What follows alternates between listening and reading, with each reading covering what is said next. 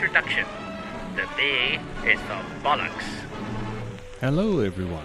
Yes, this is me before the jingle. Just dropping you a message at 20 to 1 in the morning on a Wednesday. Hey, who wouldn't be recording at 20 to 1 on a Wednesday? So, just a little explanation. This is going to be a bit of a higgledy-piggledy podcast, more than usual. And the reason for that is, well, let's just say we had some technical issues. So, if for whatever reason you notice that Darren suddenly stops talking, it's not because he's fallen asleep like normal. It's because his link died. And when his link died, it took his recording with it. So I've tried to piece that together. And hopefully, it does sound like he's answering the questions that are being asked. But then again, some would argue it's a little hard to tell that even when he's normally talking and it's all fine. Anyway, see if you can spot the joins. And before I go, just a little thing that I forgot to mention because we were running out of time and, well, fuck it, I'm here now. I was going to mention the fact that the Prince Charles Theatre, the cinema in the centre of London that does art house movies that allowed me to see things like Hundreds of Beavers and Longlegs and various other movies, which are all a little harder to find, well, it's being threatened and by some unscrupulous landlords. And so, frankly, it could use your help. So, if you get 5 minutes, go on the Facebook group and look for the several different Save the Prince Charles threads that have propped up, including by Alan Wilby, who let me know about it. Andy Palastides also let me know about it. Adrian Saunders, who posted up as well. They've all posted to the same link. Go up to the link, which is u.38degrees.org.uk, Save the Prince Charles Cinema. The link's on the Facebook group. Go there, put your signatures down. You know, just add a little something, a little extra weight to that petition to tell the landlords of the Prince Charles Theatre to go fuck themselves, which is always good in this time and, you know, in this current climate of highly paid bastards fucking people about. So, there you go. That's been a public information intro and also an apology for the shonky podcast that is about to follow. So, there you go. Sit back, relax, or not, and see you on the other side.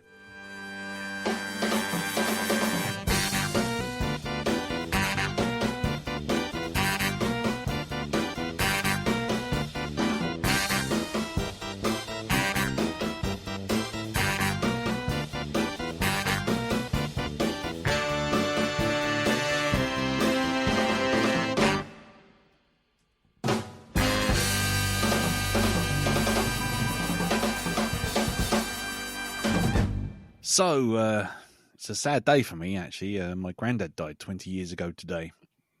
I always remember his last words. He looked down at me and he said, "Stop shaking that ladder, you little fucker!" As most of you know, I've been up in the loft recently trying to board it all up. And I actually found up there from the previous owners a copy of the Sex Offenders Register. I was quite surprised, actually. And then I realised it turned out to be the Radio Times from 1973. Anyway, hello, everyone. And welcome to the Black Dog Podcast, episode 205. I'm Lee. I'm Darren. I'm Jim. I'm Elton. And this week we will see how everyone's week's been, or not, because I don't think everyone's got something to talk about. And then we will move on to some questions with Asking for Trouble and any feedback for last week's episode. And then we will be moving on to your film this week, Jim, which is... Monsters. Monster? Where monster? As said in Jabberwocky. Where monster? Yeah. Monster? Where? Deep cut. Nice. Nice, thank you. Anyway, but before we get to that, let's find out what's everyone's been doing. And Jim, as ever, you have the floor, my sir. All right. Well, I got some sequels to previous Okay. bollocks has been happening in my life. as I think of it. Okay. Let's see, yeah, before Christmas, I had my 6-monthly CT scan to see how the cancer's going. When I got the results, I found there was a shadow on my lung, which involved a camera down the throat routine the other week. Yes. This Friday I had the results from that. It's a nice consultant. And basically, kind of they think it was an infection. And Cool. I had a chest x-ray and the lungs looked pretty good on that. Good. And in fact, it looked so good on the day I went in, because I came in and said, "Oh, straight away chest x-ray before she'll see you." Okay. It looked so good. She was going to prescribe me antibiotics. We thought, I don't think I need to now. But the report was those kind of still do have cancer in one lung, which is kind of like, I don't know the technical, but it's kind of, I had a big lump in my right lung which got took out. I've got this other little bit that's just been there. It's not done anything for 2 years. It's just kind of like proto-cancer, as a good way to put it. Okay. But basically, they're still keeping an eye on that. And so I'm probably referred for like another, like what we call a fluorine scan, where actually, inject you and dye your insides. And with something that phosphoresces and you get scanned. So just want to double check. So that's kind of like positive, and they're on the case and they're keeping an eye on it. But you know what I mean? It's still kind of it's still just there like a little time bomb. Yeah. But they're having a good look at it, and so whether we decide to try and zap it going forward, I don't know. We'll spend on what the scan shows and what they decide, I think. Yeah. So that was Friday. That was Friday. Okay. That's just Friday. Monday, I had an appointment with my doctor for my other test results for blood tests and the poo test I talked about last week. Yes. So yes, basically the blood tests all came back good. Good. The poo test not so good. Oh no. And what they test for is this is interesting. It's like microscopic traces of blood. Okay. Now the average person has like 10 or under. That's normal. Mine was about 40. Whoa. However, as my very nice doctor informed me, signs of something horrible are like 200 plus. Right. Okay. So it's kind of like there's something a little awry, but probably not anything like really hideous. Right. Or if it is, it's very, very, very, very early indeed. Right. However, the upshot is I'm going back for another camera test at the other end. So I'll get that in the next couple of weeks. God almighty. Why can't they do 2 for 1 and just have you like the Channel Tunnel when they met in the middle? Yeah. Basically. Go on, get it over with. Jesus Christ. Well, actually, there's a third one thing to do with put a camera up your nose for looking at certain things. I've not had that one, and that's the one I really don't want. Oh, my God. I've seen the size of those cameras, and it's kind of, you're not sticking that up my hooter. Yeah, especially to get to your arse, mate. That's a bit I know, exactly. It's a long way round. That is a long way. Wow. Okay, so I mean, we're making light of it, but you know, it's not fun, but at least we're getting somewhere. Am I reading that right? Well, the thing is, with anything like this, it's if there's anything wrong, the earlier they catch it. Now, I said the sample results weren't great.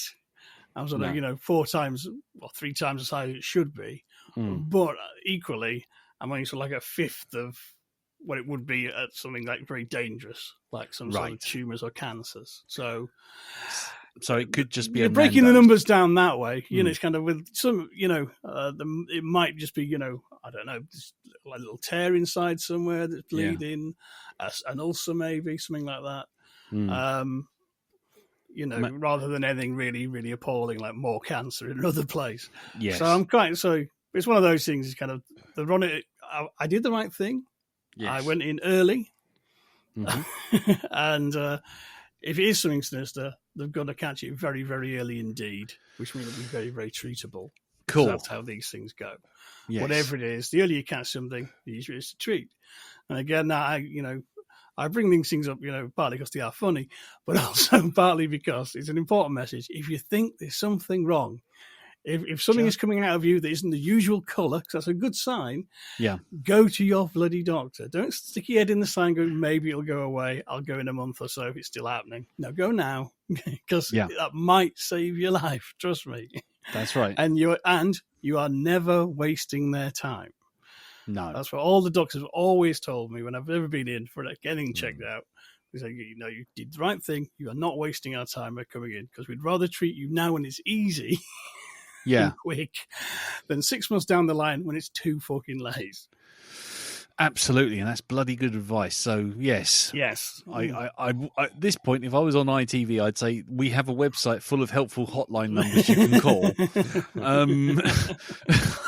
But unfortunately, this is the Black Dog, so all I've got is a post-it note saying "Get your poo checked." Yes, basically. Basically. Yeah. Coughing too long, coughing up something of wrong colour, wheeze the wrong colour, whatever. Weird aches and pains. Get them checked out, because you never know. Yep. Some of these things can fucking wipe you out damn quick. Yeah, certainly quick. Certainly a lot quicker than it would be just to go and have it checked. Absolutely. It's worth, it's a day out. Think of it that way. Go on. Think of it as a day out, and in some cases, not entirely unpleasant if you're into that sort of thing. I mean, there's clubs in Soho you have to charge absolute mint for that kind of absolutely action. You got to look on the bright side. Exactly. They're very gentle and they have warm hands. Yes, I can vouch for that. Okay. Oh dear. Yeah. But in the news. In the news. I went to Nando's the other day. went for an extra spicy. No, actually, another news. I do actually have some other news. Oh, sorry. I did done watch Night Bitch. Ooh, with Amy Adams. Mm-hmm. She just rocks up on Disney. Mm-hmm. And I'll bring this one up. Generally, I don't talk about every film I've seen because I watch a lot. You'd be here all night.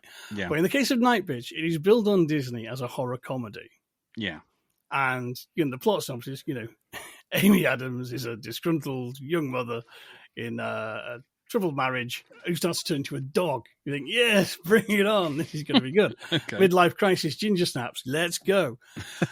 It's not that sort of a movie. Oh. Mm-hmm. Now it's but me and Trish watched it. We actually really, really enjoyed it and thought it was really, really interesting film. But it's not a horror comedy at all. It's closer to sort of that film Her. Yes. Or it's quite like a lot of Charlie Kaufman films, or offbeat sort of stuff like Napoleon Dynamite. Yes, which is sort of weirdly funny but oddly truthful about the human condition, and sort of ends up being quite heartwarming in a bizarre way when you don't expect it. It's more that kind of sort of off the wall indie movie. Right. If you go into it with that mindset, I think you'll get a lot out of it. 'Cause it's had mixed reviews. Now, I'm guessing a lot of the reviews are people going, oh, it's a horror comedy, and going, well, this isn't very horrific. It's not actually very funny. Yeah. But, if you go think odd indie movie, you probably get a lot out of it. Because I think it's an interesting film. It's really, really good cast. And there are some very funny bits in it. But there's a lot of, interesting and sort of, bits with lots of pathos and good drama. And in many ways, it's weird because it would make a good double bill with The Substance. It's tackling a lot of the same sort of themes. I see. About, how, when you get older, basically you get put on the scrap heap and you have to give up on your dreams. It's covering a lot similar, very, if not the same ground, but sort of territory next door. But yeah, I would recommend it. But say, go into it thinking indie movie, not horror comedies is being billed. Gotcha. Right. Yeah. Okay. Because that was on my list. So that's cool. Okay. No. So we really enjoyed that. I was going, oh, good. Okay. Cool. Okay. Would it be good to watch it with a partner, or is it one best watched alone, or are you going to be sort of like sort of beaten to death? No. Me and Teresa watched together, and we had a good conversation afterwards. Okay, that's cool. But it was kind of sign of a good film that sparks a conversation. Yeah. You know what I mean? So that's pretty good. Yeah. I also watched the new Nosferatu. Interesting. Yes. Yes. Where did you see that, Jim? I went to my local cinema equidistant. Fantastic. That's good because I'm sure I saw you there. I could have sworn I saw you there. Anyway, yes. Go on. So you saw Nosferatu, yeah? Yeah. I need to watch it again. I admire it a lot. Didn't quite love it, but I suspect I'll love it second time round. Yeah. And maybe it wasn't that I didn't sort of like it. I think by the end of it, I felt like I can be overwhelmed. Yeah. Because there's a lot in there. But very, very beautiful film, if nothing else. Yes. But yeah, still processing my thoughts on that one. Jim, unlike, can I just ask? Yep. Can I just ask? Do you agree with me that in a fist fight, that Count Orlok like fucking Dracula's done for? That's it. Yeah, pretty much. The only other Dracula who gave him a run for his money is Klaus Kinski in the 70s Nosferatu, which wasn't called Orlok, was called Dracula. But I think this Orlok would still have him as well. Yeah. He is a monster. Yeah. I'm trying to work out why you've got this obsession with car park fights between vampires. Well, why not? I'm trying to start a new genre. I've got a new channel that I'm trying to get going on YouTube. It's car park vampire. Vamp fights. Yeah, vamp fights. There we go. You remember bomb fights? This is the undead version. Yeah. Yes. So we have wow, what beautiful music they make, and then we've got I would like to take you outside and punch your fucking head in. So what would it be? I want to drink wine. Yes, I'm fucking Andy. So it would be VCPFF.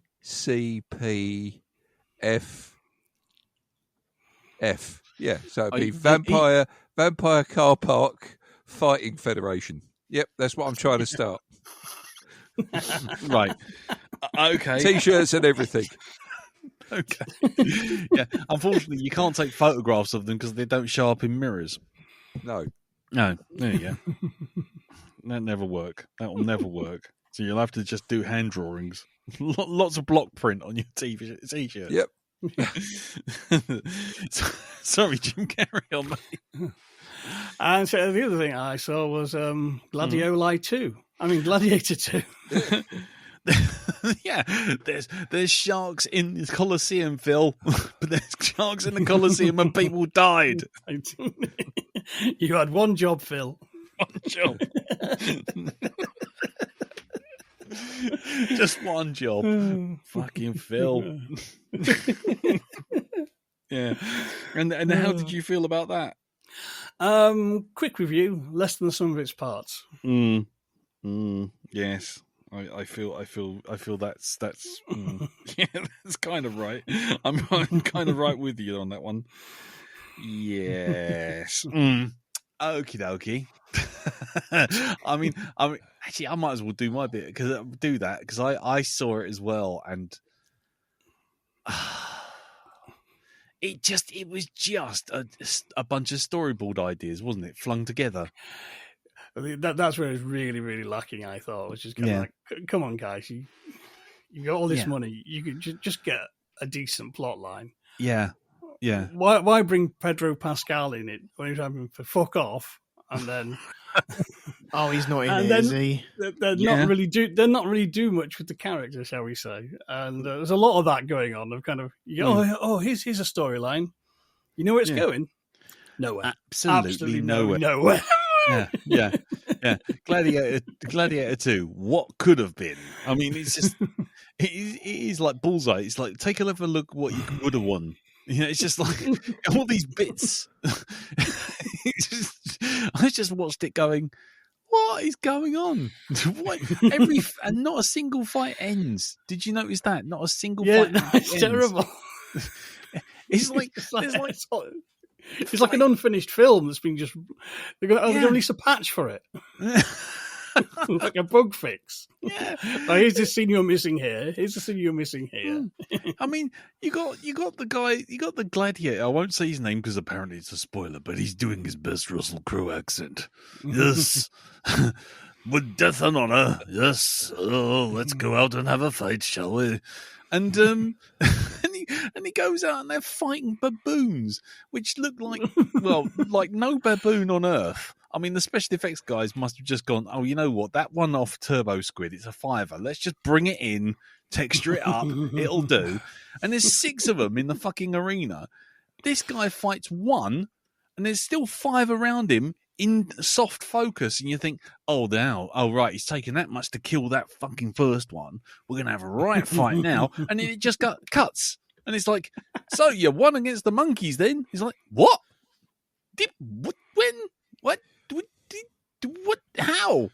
Yeah, Mickey Dolenz and Davy Jones were best pleased, but there you go. That's right. They're lying on the ground, going, "You fucking hit me in the face." hey, with a. Hey, Mr. Tamarine, man, I'm not a believer anymore. You punched me in the fucking nose. Yeah, wow. It was just scenes. There's a film in there somewhere, but I'm sure you need to go back and film some extra shit. Cut out some shit. Oh, fucking hell. Oh, I can't say much more without spoilers, but fuck me. That film was a mess. Anyway, sorry, Jim, carry on. No, that'll do for me. Yeah. I'll Okay. get through less than some of its parts. Yes. Yeah, insert best Russell Crowe impersonation here because, well, he's dead, so we can't have him now. Yeah. Okay. Darren. Oh, sorry, Elton. How was your week? I've got nothing. Move on. That's it. Cool. I was just confirming that on air. Confirming that on air. So, Darren, how's your week, mate? Yeah, it's been okay. It's been good.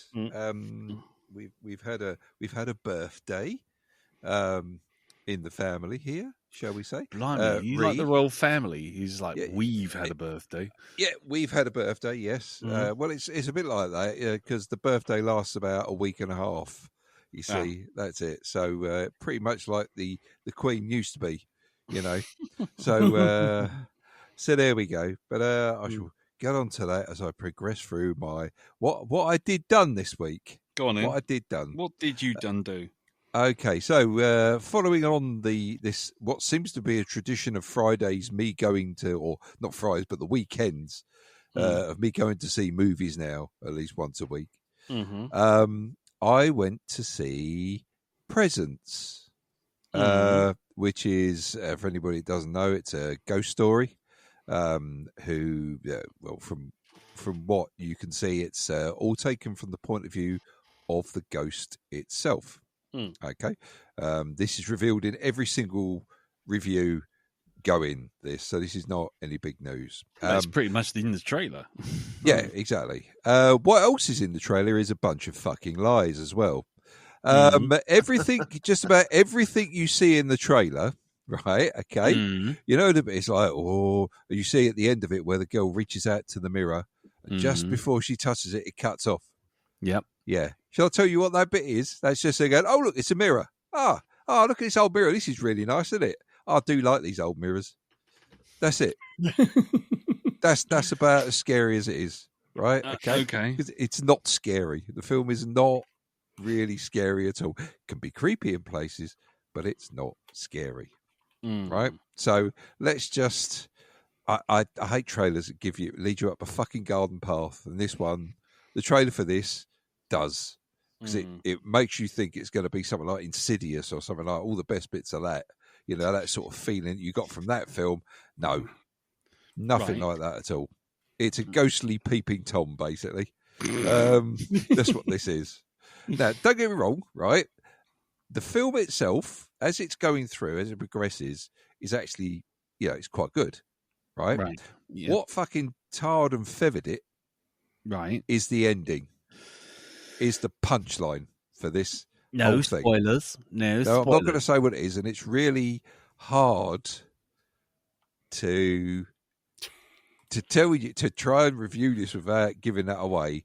All I will say is this does not redefine the fucking genre, okay?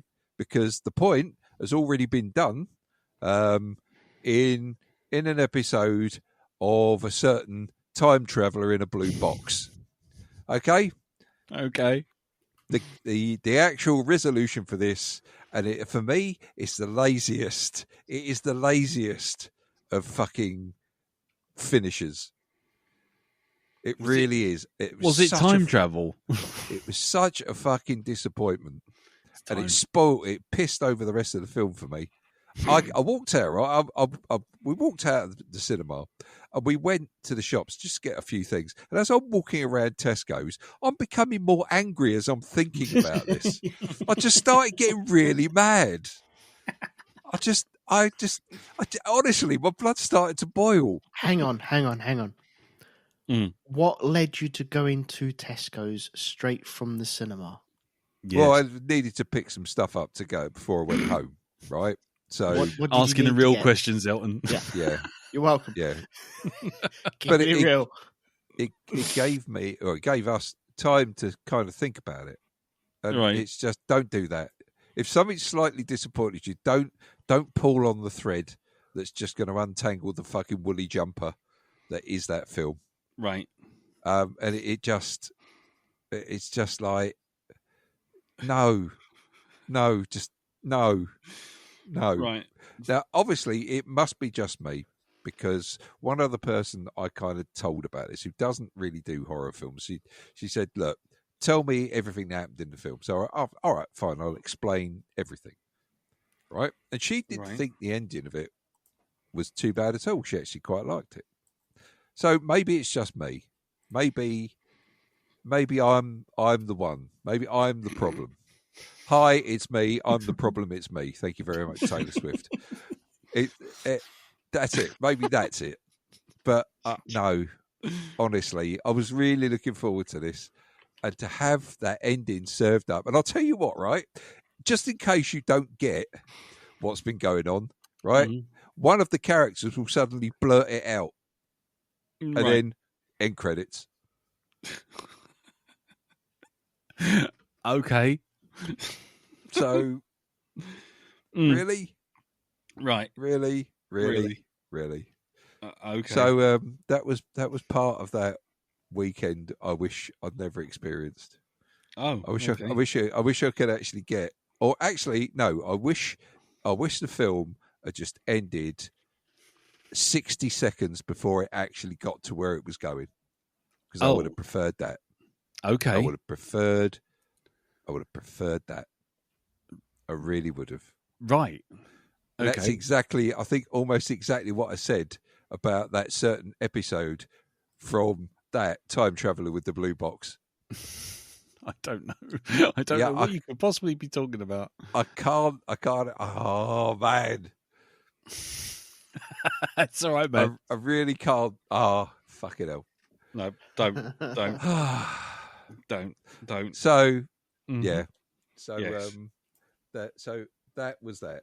Yes. And another big old pile of shit that I watched, right, Yes. over this weekend, leading up to the weekend, Yeah. was I took a trip to Cinema Equidistant, and thank God I did as well, Okay. to watch Star Trek Section 31. Oh, you sad fucking sack. Now, I must admit, I didn't even finish it. I've not really had the urge to go back and watch any more of it. Is it a film? Yes, it's a made for TV film from the Star Trek universe, and it features a character who turned up in Star Trek Discovery called Philippa Georgiou. And she's from the Mirror universe where everybody has a beard, and that including the men. Steady. So there we go. Well, they have to. That's the trick with if you're from the mirror universe, you are the evil twin. You have to have a beard. That's it. You have to have a beard. A little context for Elton though. Section 31, Elton. Yeah. Yep.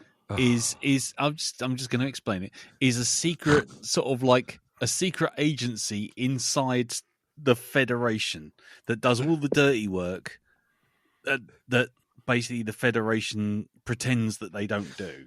Okay, right. And they were inserted into like 2 or 3 episodes of Star Trek Deep Space Nine, and they were there as like a moral conundrum of like, Star Trek's a utopia. What happens if something like this exists? And the idea is it's rejected. People say, no, we got to do things the right way, not the dirty, underhanded way, because we're the good guys sort of thing. That's what it's there to do. Unfortunately, modern Star Trek goes, we like being dark and gritty, so we don't want to do science fiction with actual science fiction or science or fiction in it. We just want to go, what if the NSA really exists? Wouldn't it be really dark and gritty, and then our science fiction wouldn't be so nerdy and jocks wouldn't beat us up in the showers? It's that kind of thing. It's a terrible, desperate attempt to turn Star Trek into Star Wars with little or no idea. That were truly, if only that were true. Well, no, I've watched this film, right? I've watched this. Yeah. Section 31, more like Two Little Ducks, 22. That's what it should be, right? Oh my God, it's so boring. It is so, every character I fucking hated. And it's like Philippa Giorgio. It's like, okay, so all that character development she went through, I'll just fucking fling that out the window, shall I? What, Space Hitler? Yeah, Space Hitler. We'll just, we'll fling it out the window. And well, what character development? When did she ever actually have character development in any of the fucking shows? I'm pretty sure she had something, but whatever She's it was, still Space Hitler. It's they've changed it back now, and it's when characters are all too knowing.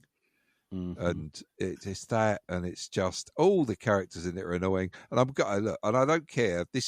I don't consider this a spoiler because I'm not going to tell you everything about this character, right? Mm-hmm. But we've got we've got a Vulcan in it, right? Mm-hmm. One of the team who've got and this was said by one of the reviewer who's Irish, right? Mm-hmm. He's got an Irish accent, right?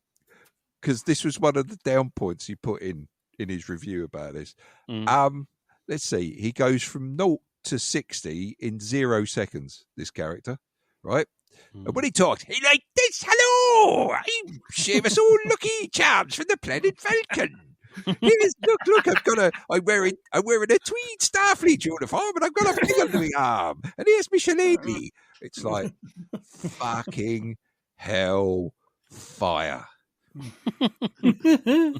Fuck my life. That's what it should have been called. It shouldn't be called Section 31. It should just be called Fuck My Life. Mm-hmm. Do you know what? There's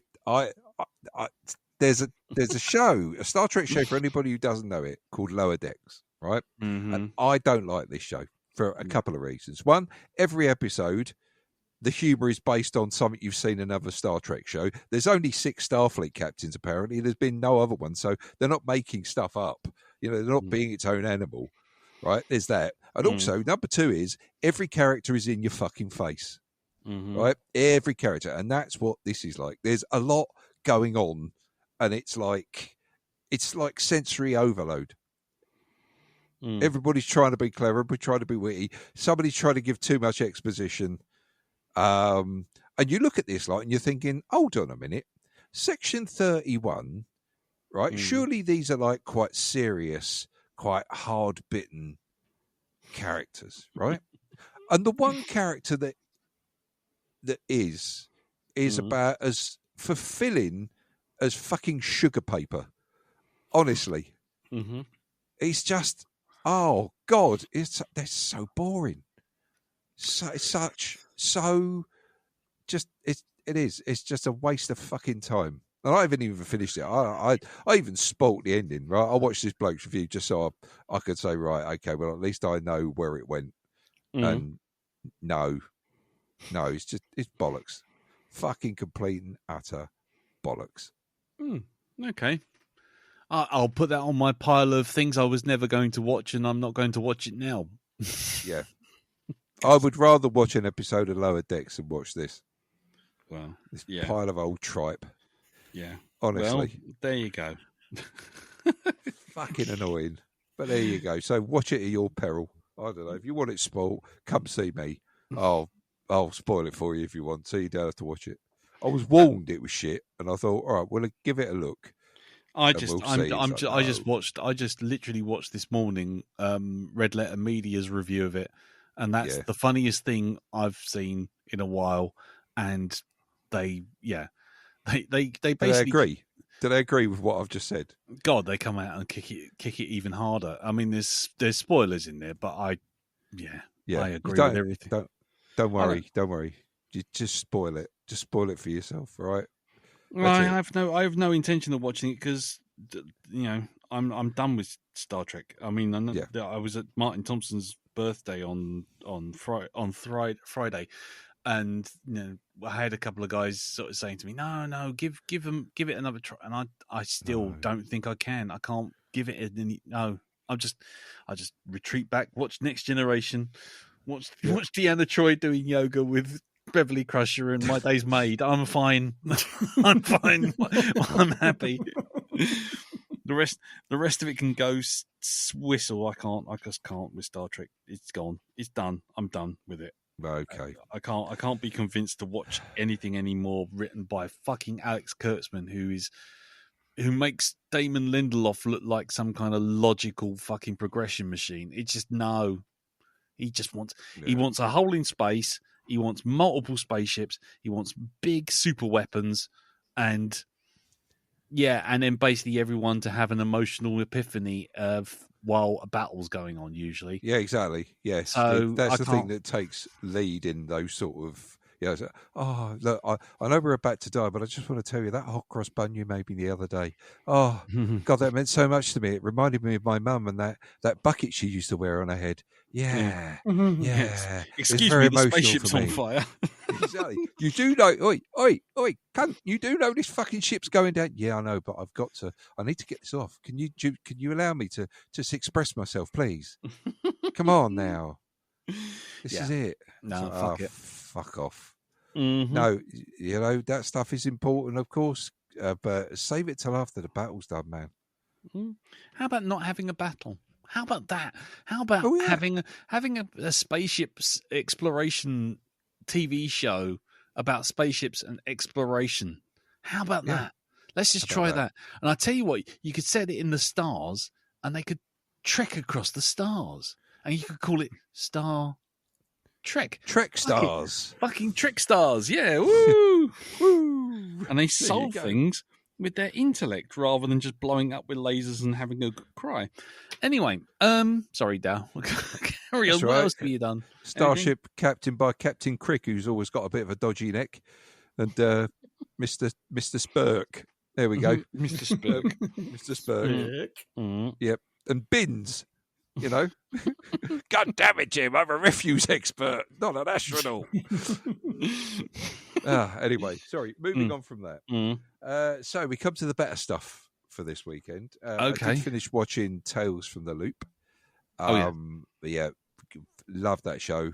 It's such a pity that there hasn't been a season 2. So I'd like to see where they take it from there. But see, that's how you write a good TV show. That Well, yeah. there you go. So anyway, But how could it be a good TV show if a hole hasn't opened in the sky with a beam flying through it and 1,000 spaceships? no, you don't need that. But now you do. You need a super weapon. Oh, I haven't had a Christ. super weapon. It's Christ not writing almighty. unless we've had a super weapon. Oh yeah, of course it hasn't had sort of like 3 other 1,000 shows that followed before it, so you can't refer to everything every 2 seconds. And you remember that time when Mr. Spock shoved that sugar cube up his arse? Yeah, because you know what happened there, didn't you? Oh yes, I do. It's Audience funny. is like, what the fuck? Yeah. Anyway, carry on. So anyway, so there was that. Mm. But as part of Ree's birthday this weekend, we went out for dinner with her sister and her sister's boyfriend. Had a lovely time there. went to Smith and Weston's, which is it's gun shop. You're very close. It's a cowboy themed. It's a cowboy themed restaurant. Oh, God. In Surrey. So, but it is really quite disconcerting because they all dress up in the cowboy outfits and then they talk to you in home counties accents. And it's just like, well, hello, partner. How you doing? oh, hello. Yes. So, do you want the extra chips? Would you, Partner? partner, would you like to be rounded up and rustling up some chips for you? We'll be out the back, and I will get up a rodeo and a posse, and we shall ride out and get you some peas to go along with that steak. Are you laughing at my donkey? Are you laughing at my donkey? Because he don't like you laughing. No, he don't.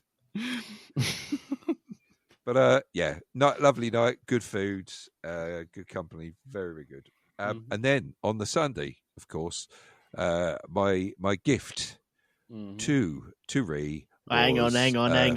Easy, Hang on. Steady. Hang on.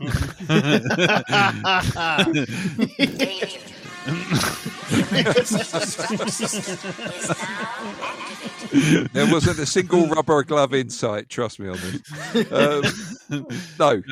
My gift to her was 2 tickets to go and see Greg Davis.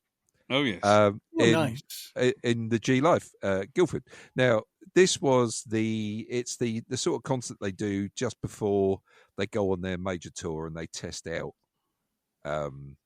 their material on people, right? And then you see if they've got the notebook on stage and they'll tick off things and go. So through it's this, cheap, that, and the other. is what you're telling us. It was, it was cheap. It was, it was good. There were good tickets, and no matter that's the good thing about G Live as well. No matter where you sit there, you've got a good view of the stage, right? So, but I'll tell you what, if the show is anything like just this practice run, people are going to love it. It was fan-fucking-tastic. Absolutely brilliant. Really, really good. And the thing about Greg Davis, I've never heard him repeat a single story at all as part of the act. And he doesn't, but he refers to certain things that you've heard before, right? He'll like mention a key word or something. You think, oh yeah, I remember that from that concert. And it'll be an event that's kind of linked to something he said in the past. Right. But I won't spoil any of the stuff that's coming in this concert, but there is one story he told that he said, I'm not going to use this in the main show, he said, but he goes, my dad, and he talks about his dad as, his whole family have got a really good sort of sense of humour, they've always bullied one another just to get a cheap laugh, right? So anyway, his dad kept saying, as he was sort of like, the latter part of his life, he kept going, oh, I'm going to die. I'm going to die. I know I'm going to die. And he did this for 6 years, right? He kept saying it. So one day, his dad is in the living room and he gets up and he goes, oh, I don't feel well. Oh, this is it. I think this is the end. And they said to him, oh, fuck off. Just fucking sit down and shut up. And then he dropped down dead. So... Right. There you go. He said if it had been his dad, if it had been anyone else and his dad had been present, he said his dad would have probably laughed his arse off at that as well. Nice. But it's the Spike Milligan I told you I was sick. Exactly. Yes. So I highly recommend it. The new tour is going to be called Full Fat Legend. Right. And he knows he's a legend because he keeps having it shouted at him by people in fucking transit vans and stuff like that. Right. Okay. Well, his tours, I think, are all named after things people have said to him. It's like his last one was Magnificent Beast, right? Yeah. And the way he got the title for that was he was sitting in a cab minding his own business. All of a sudden, this student stuck his head right through the window. It was wound down at the time. And went, you magnificent beast, and then just disappeared. And that was it. Nice. So, a succulent Chinese meal. Yeah. That was a good concert. That one there, the Magnificent Beast. There's a whole story he tells about an argument he had with a taxi driver who tried to convince him that he was the bass player for Aha at one point. Right. So look it up. I think it's on Netflix. Yeah. Magnificent Beast. I've watched it about 3 or 4 times. Is that the one that starts with a teddy bear story? Oh, yes. Yeah. A big toy for a big boy. Boy, that's the one. Nice. Big toy for a big boy. Yes. I have no idea what you're talking about. Oh, trust No. me, that's what I love about him as a comedian. He's not afraid to talk about anything, Yeah. right? Just anything at all. And if you've seen him on things like, if you've ever seen him on Graham Norton, the Yeah. shit he comes out with on that show, Hmm. right, in front of people like Tom Cruise and stuff like that. Yeah, he just don't care. So yeah, if you can. Get Yeah. some tickets, go see him, and have a fucking good laugh. Right. I will. Do that. I will do that. Cool. Anything else, sir? No, that's about it. Okay. Well, before we do asking for trouble, I will do my week. It's pretty much a bit of a copy of Jim's, except for the poo thing. I did see Gladiator 2, Electric Boogaloo, which I found to be insipid and boring and just a big pile of parts while everyone goes, oh, this is really important, and nothing much happens. This is really important, and it even ends on a scene where you just go, what? Is that it? It's like it just feels like it's the cutting room floor edit. It's just Does like it do a Sopranos? Does it, it's not far off. Actually, you know what? By the way, not... Port. Exactly. It is very similar in a kind of like, Jesus. I'm going to say something, cut, and it's just like, oh, right. And yeah, the whole fucking film is just it's just a tedious waste of time. I'm very glad I didn't go to see it. And Ridley, if you find any more fucking Ridley Grahams from old projects you've done down the back of your sofa, don't make another film out of it. It just don't work. It's like trying to make a beef stew out of all the bits you found off the butcher's floor. Well, that might be beef. I don't know. We'll fry it in there, whatever. Fry it in the pot. That conservatory's not going to build itself, mate. Mate, the amount of shit he's recycled. I mean, he should be at the COP25. I mean, he recycles more than fucking half the world. This guy. I mean, anyway, just do you remember that bit I never got to film in Gladiator? Well, let's just have that. Yeah, let's have do that bit. Let's do that bit. Oh, do you remember that I wanted to do a rhino, but it was too costly. Mill wouldn't do it. Oh yeah, let's have a rhino. What's going to happen? Nothing. The rhino's just going to stand there. Right. Okay. What about the guy who's on the rhino? Oh, we'll kill him quickly and just cut away and just go to something else. Oh, there's no gladiator versus rhino battle then? Nah. But I did have a lovely storyboard scratched up for it. It did show the rhino coming out of the gate. Right. Okay, fine. Wash, rinse, repeat for about 20 different battles, and then the film ends. So yeah, bollocks to that film. Yes, I watched Nosferatu 2. Nosferatu already? Nosferatu 2. It's about a ballet dancing vampire. Nosferatu 2. God, the sound's going to make that now. Yeah, exactly. Yeah. Anyway, and yeah, I'm kind of in the same boat as you, Jim. I watched it and I thought, this is beautiful. I mean, it really is a gorgeous film to look at. Skarsgård as the titular character of the most voice of any kind of vampire I've ever heard in my life. Though I can't do it for very long because otherwise I get a sore throat.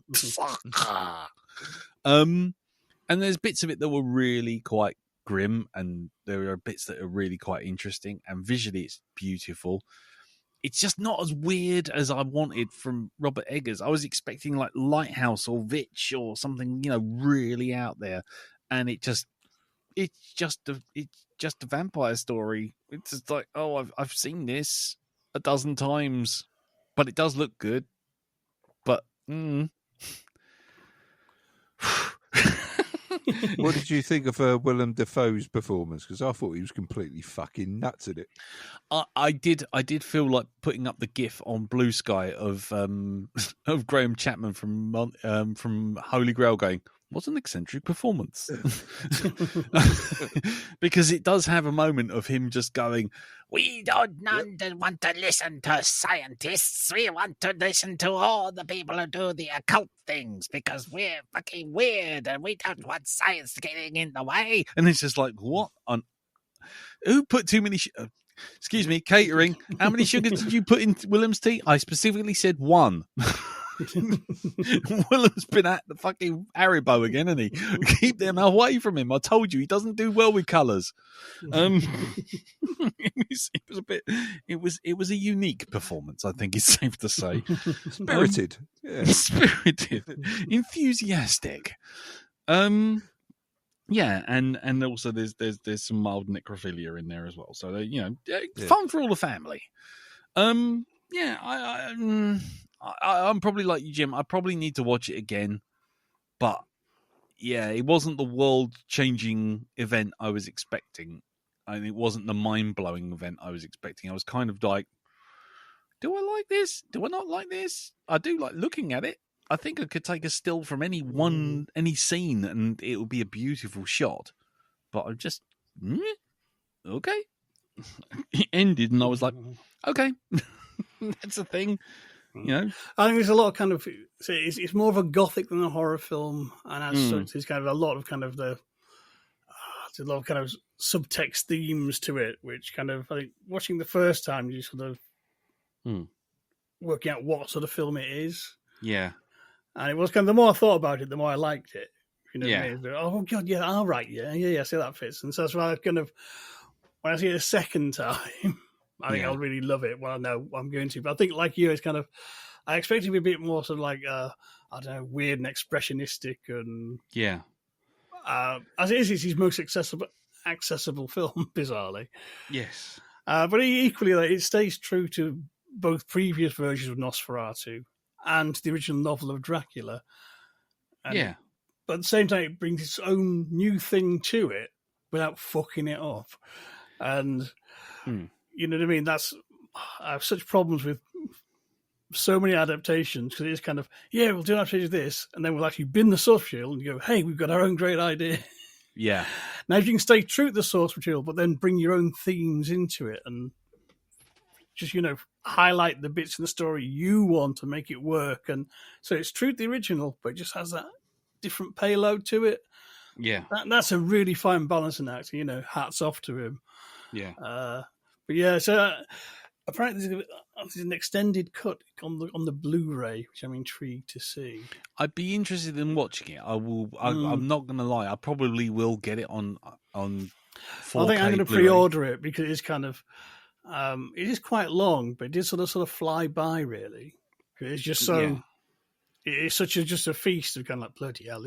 Look at that. Yeah, I was going to say it's a good one for your stereo system and your TV. I think, but yeah. Sorry, carry on, Jim. Sorry, you were saying. No, yeah, it is kind of. I say that's another mark. Kind of he's doing something right because I felt the ring time was justified. Whereas these days, a lot of films are 2 hours and they don't actually need to be anymore. Nah, not really. You know what I mean? Now, you can go back to 90 minutes; I'll be fine for that. whereas this was kind of like, no, it's just absolutely sumptuous, and you know what I mean. Everything means something, and you don't feel it's wasting your time. It's just. It's just telling its story well and letting the story breathe, and that's good. Well done, lads. Yeah, boy done good. You probably did good. Well done, Robert Eggers. You should make more movies. You'll be quite good at that, I think. Yeah, so I did that. Update on the Loft. I did go back up there on Saturday. I feel like now going up into the Loft. Yeah, for me. It's a bit like when you watch those submarine movies and you see there's like the one engineer and the compartment's flooded and they have to keep forcing themselves to go back into the water to go and fix an engine part. That's yeah. you know, and it's like, oh god, Like K-19.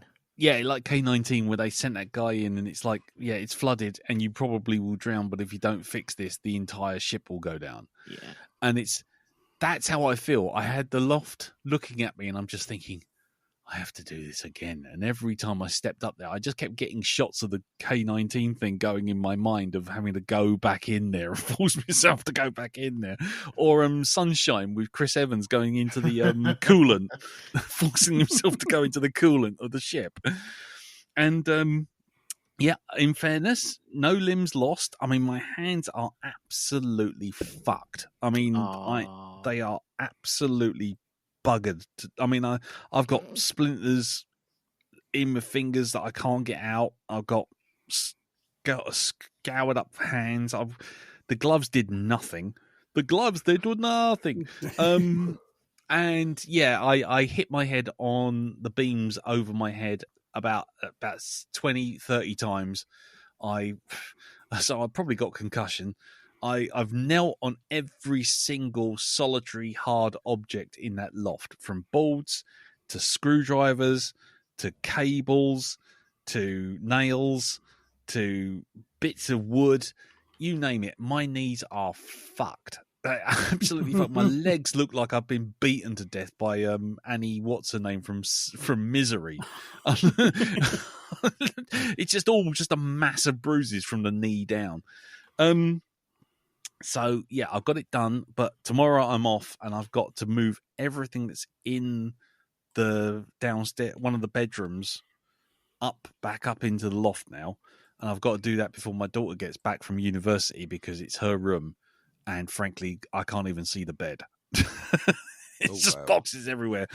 And then I thought, and I actually found, and this isn't a gag, but it does sound like a gag. I found like the girls' old books, because I built some shelving in there now in the loft, and I found the books.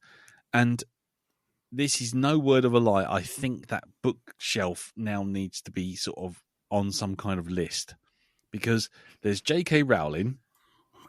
Yeah. Right. I made a note of it. There's J.K. Rowling. Yeah. There's J.K. Rowling. There's Fortunately the Milk by Neil Gaiman. There's For the Love of Animals by Rolf Harris.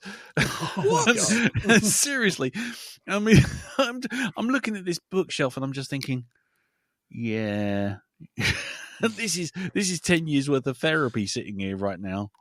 When they come back and look at their childhood memories, there's Roald Dahl, who's been outed as an anti-Semite and Nazi. I mean, it's just like, yeah, I think I can probably throw some of these books away, maybe.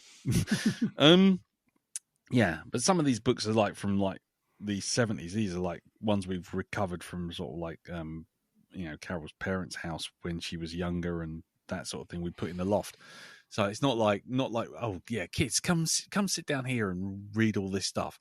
It's just like I was just looking at the books. I'm thinking this is not a bookshelf you'd see in any library right now. I don't think. No. Anyway, so that was that. I went to Martin Thompson's birthday. Happy birthday as of yesterday from the time of recording. Went to Blackfriars for the drink. That was quite cool. I didn't actually stay very long because I had to get back because it's just me being daddy daycare because, that's the way it is until Carol gets back from Australia. Yeah, and that's about it really. I mean, the loft I could probably go on for hours about, and I won't because it's incredibly tedious. But I will say one thing. It's bad. You're cursed when you put the radio on. Paul McCartney starts playing on the radio in the loft, and you think, "Fuck my life!" And then you pull down the ladder, and the fucking handle, the safety handle, falls off the ladder. You're like safety handle. The safety handle for the ladder. The handle of safety. The handle of safety. The two bolts had come loose. I pulled the ladder down, and as I'm listening to sort of Band on the Run, which I was grinding my teeth to, the fucking pole fell off, and the everything fell off the ladder. So if I'm not cursed, I don't know what, I just don't. Oh, and the other thing is, I walked into Martin Thompson's birthday thing, and there was, a couple of guys there. It was Andy P, Andy Plasties. There was the Orgs and their friends, and Amber, Andy's wife. And as I walked in, and Martin obviously, and as I walked in, you know what they did? All of them. Take a guess. No. Cheered? Kind of, but they all sang Chim Chimily, Chim Chimily, Chim Chim Chiroo. Motherfuckers. Stood there while they... You got to get yourself a theme tune. Every good hero should have one. Yeah. So between Chim Chimily and fucking ibuprofen, I was doing well. Yeah, so thanks for that, guys. Thanks. Well, it's an upgrade from Steptoe and Son, isn't it? So there we go. Yeah, or Grandad. Well, yep. Yeah. So there you go. Anyway, I'll leave it there. I will give you more loft updates as and when I basically die. But before we get on, we got to do this.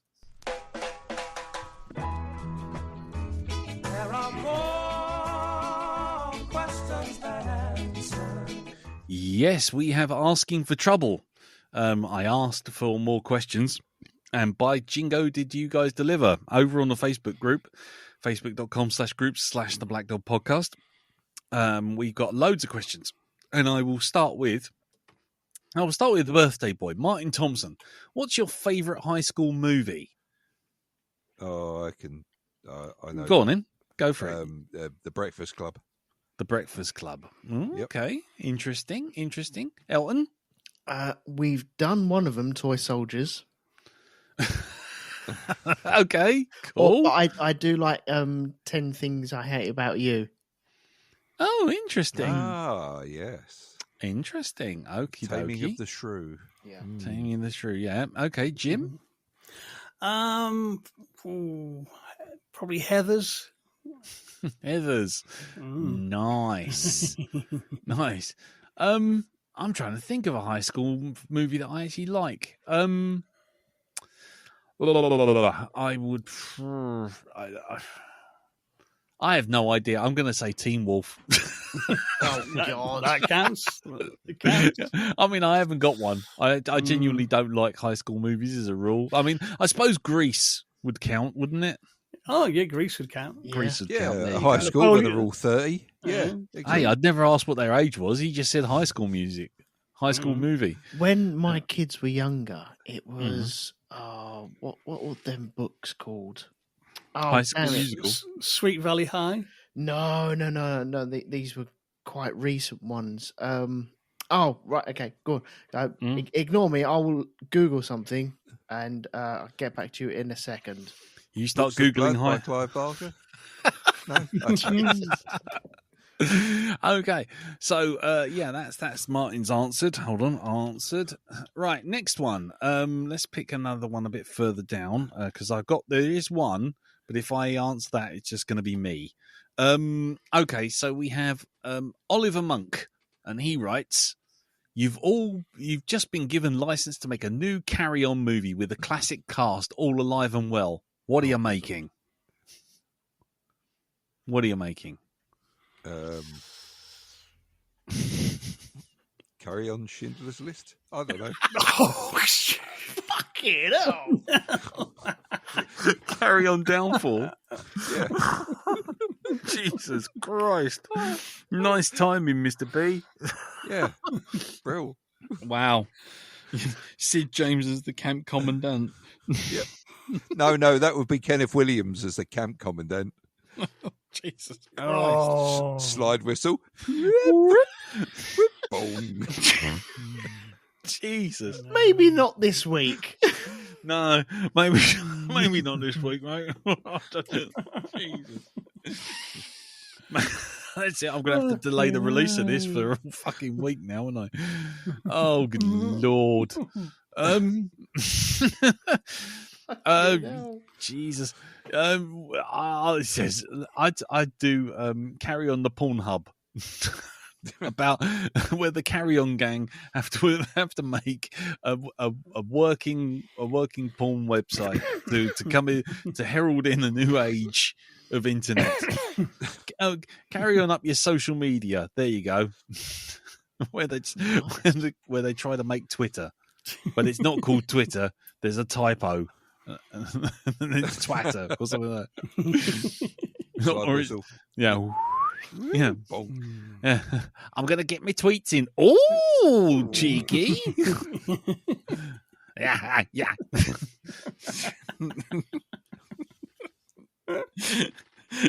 Anyone else got anything they'd like to add to that? Carry On Alien. Carry On Alien. Oh, there you go. Oh, he's a face hugger. He is. Hey! Yeah, Barbara Windsor. He pops out all over me chest. Oh.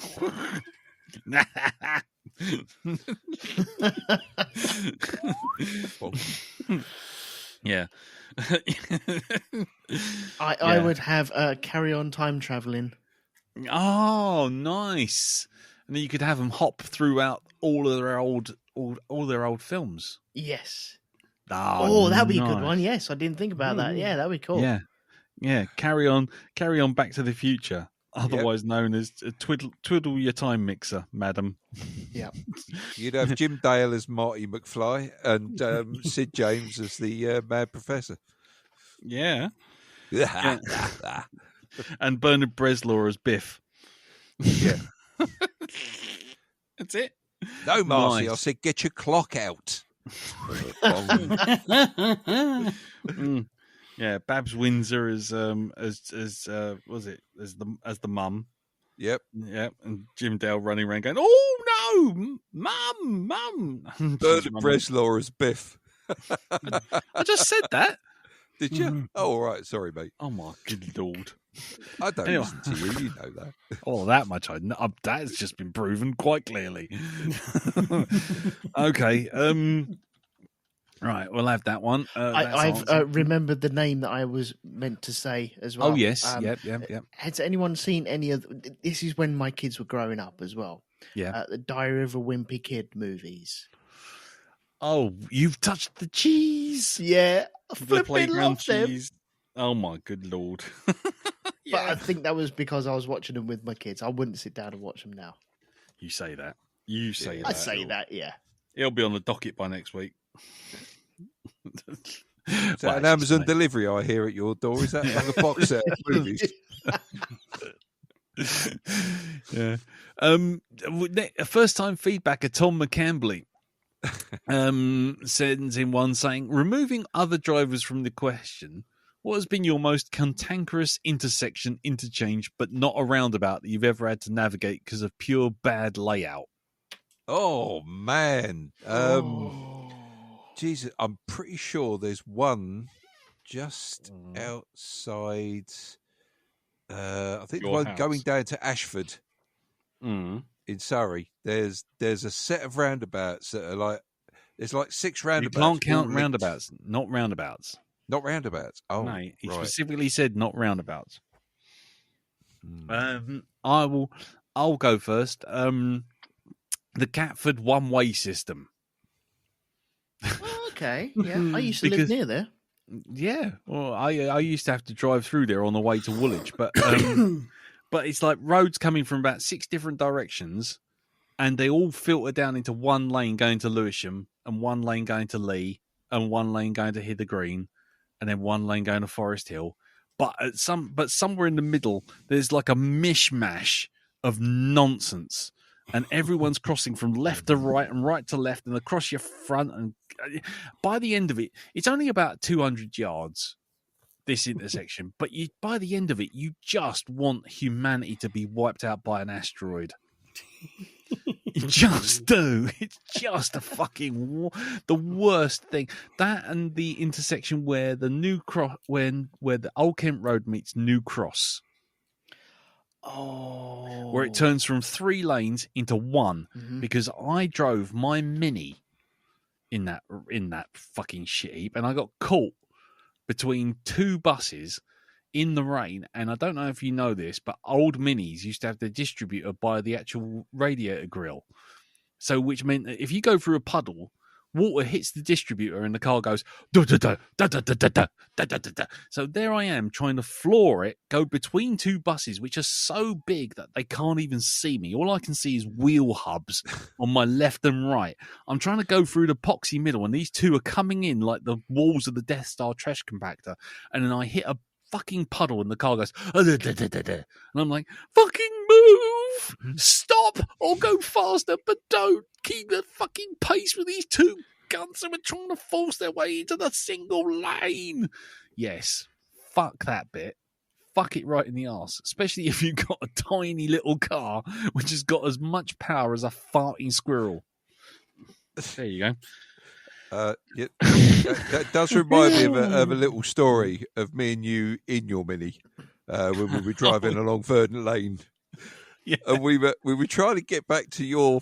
I think we were driving up to your house, and it was like quite late at night, and this bloke pulls up beside you in this like BMW, right? Okay, now he's in the lane that's supposed to go right. And we're in the lane that's got to go straight on. That was Bellingham, but yeah, I know this fucking twat. You could, you could see him just edging forward, right? Anyway, so we're in the Mini. He's in the BMW, right, or the Mercedes, whatever it was, and the bloke just fucking cuts us up, right? So Lee just sees red. And he goes, fucking cunt! And he puts his foot down with all the fury he could muster, right? But it's a bit like that thing from Ant-Man, you know, where you see the train coming at him and then the camera pans back and it's just like a normal plastic train. Yeah. Because his car goes about a fifth of the speed of like, it could catch him. If you're in a 1.0 Mini, don't try and race an M3 BMW. It's just not. Yeah. It's just not happening. It's just not. No matter how angry you are, and no matter how hard you press that pedal down, you're still going. Yep. Well, basically, the car beside you just there's a streak of light. The world warps, and he just vanishes. But I do remember as he was trying to cut us up, I looked at him, right, and he had this like, what are you trying to do face on? It's just, but he's like, you're going to challenge my car. What that face said. Well, I mean, in fairness, I mean, he had the right to say that, because as much as anything, I'd be surprised if I was in a very, very fast car and something that looked like Shanks's pony that could only go about 4 miles an hour if it was rolling downhill, and someone had pushed it, decided to challenge my powers. I think I'd be a bit surprised.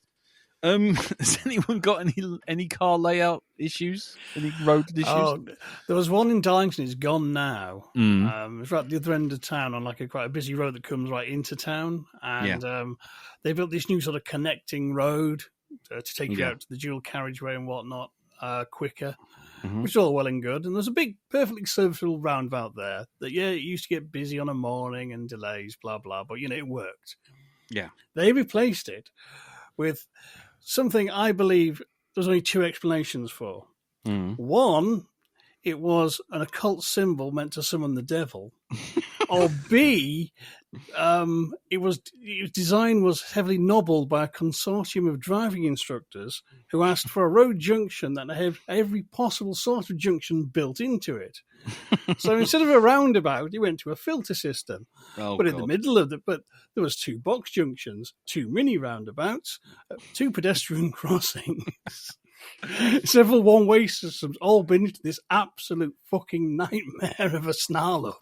Jesus. It was absolutely insane. You see, you know what I mean? Because you got the standard road marking, then you got one that looks like it's been scribbled on. Literally. And you see drivers going, what the fuck am I supposed to be doing here? There's a box junction. Am I allowed to enter it? Is the exit clear? I can't even tell because I don't know where it goes. They've actually scrapped it now and gone back to the roundabout or a modified version of it. But God, it was a nightmare. Nice. But it was because all the drivers go, "Oh, this will be fucking perfect. We can do everything. Just do this one stretch of road now. Just go around this bit 3 times. That's a lesson done." And we'll probably get an emergency stop out of it as well. Yeah. And if you're really lucky, some parallel parking where all the cars are piled up. Brilliant. Have you got anything you'd like to add out on that one? I've got so many I want to mention. Go on. There was a moment when I was doing night call in London. I hate driving around central London because you don't know where you're going, and it's like people that work at airports. Everyone that works at an airport knows how the airport works. Yeah. But the people visiting the airports, unless you are a frequent flyer, you don't really know how airports work. No. You visit them once, maybe twice a year, if you're very lucky. Yeah. And so it's just assumed you know exactly what's going on. Same is with central London and driving around there, especially during the day and at night as well, especially when it's pissing down with rain. Basically, all of England, when it gets wet, it good luck, because all of the road markings magically disappear. I don't know what happens. Yep.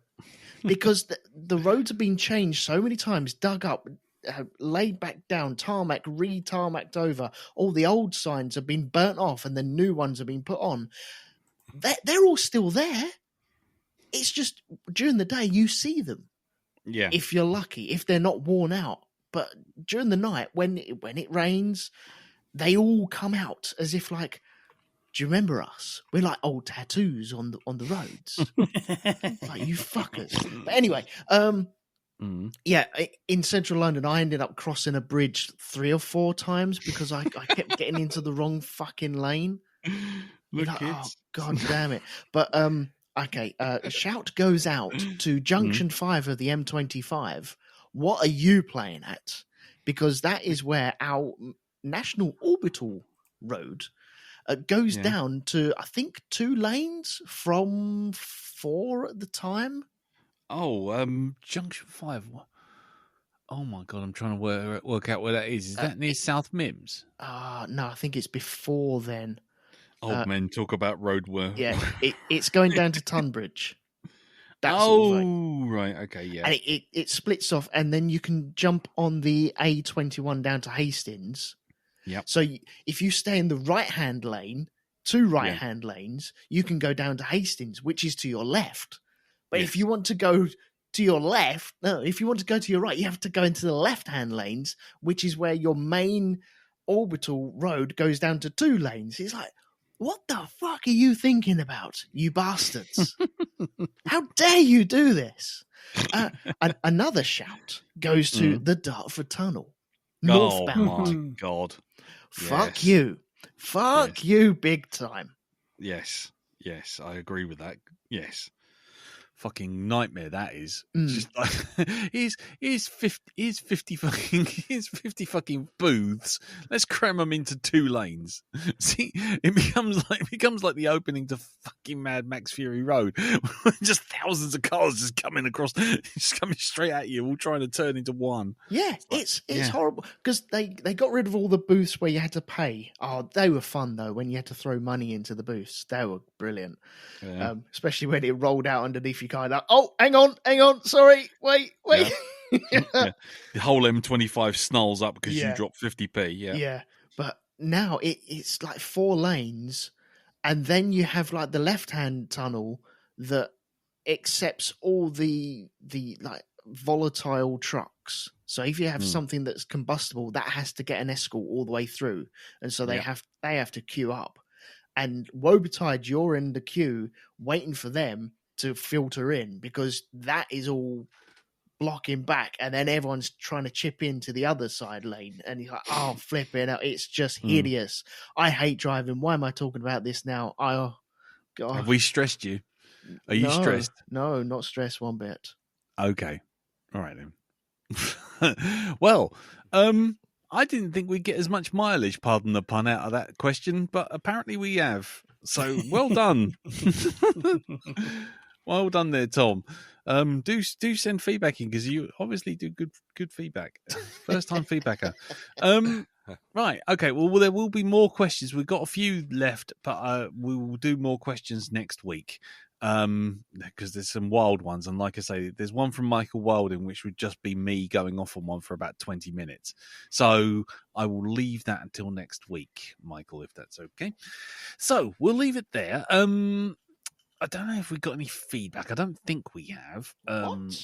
For football, what's it? Yeah, for Football Factory. Oh yeah. Yeah, David Renane saying about the on the Football Factory. This is the Football Factory. This is how much has interested everyone. He's actually coming to my defence about saws. In Lee's defence, there's such a thing as a manual, non-powered jigsaw, though they do tend to be called coping saws or copping saws. Coping saws. Coping saws. Oh right, okay. Is that how you cope with sawing things? Fret saws or frame saws or wire saws. Trust me, you wouldn't last 2 minutes using that. All right. Either you'll snap the blade, or you'll just be like, "Oh fuck this! I need something with power." Yeah, power. Okay, fair enough. I don't need this kind of passive aggressive action in my life, there, Melton.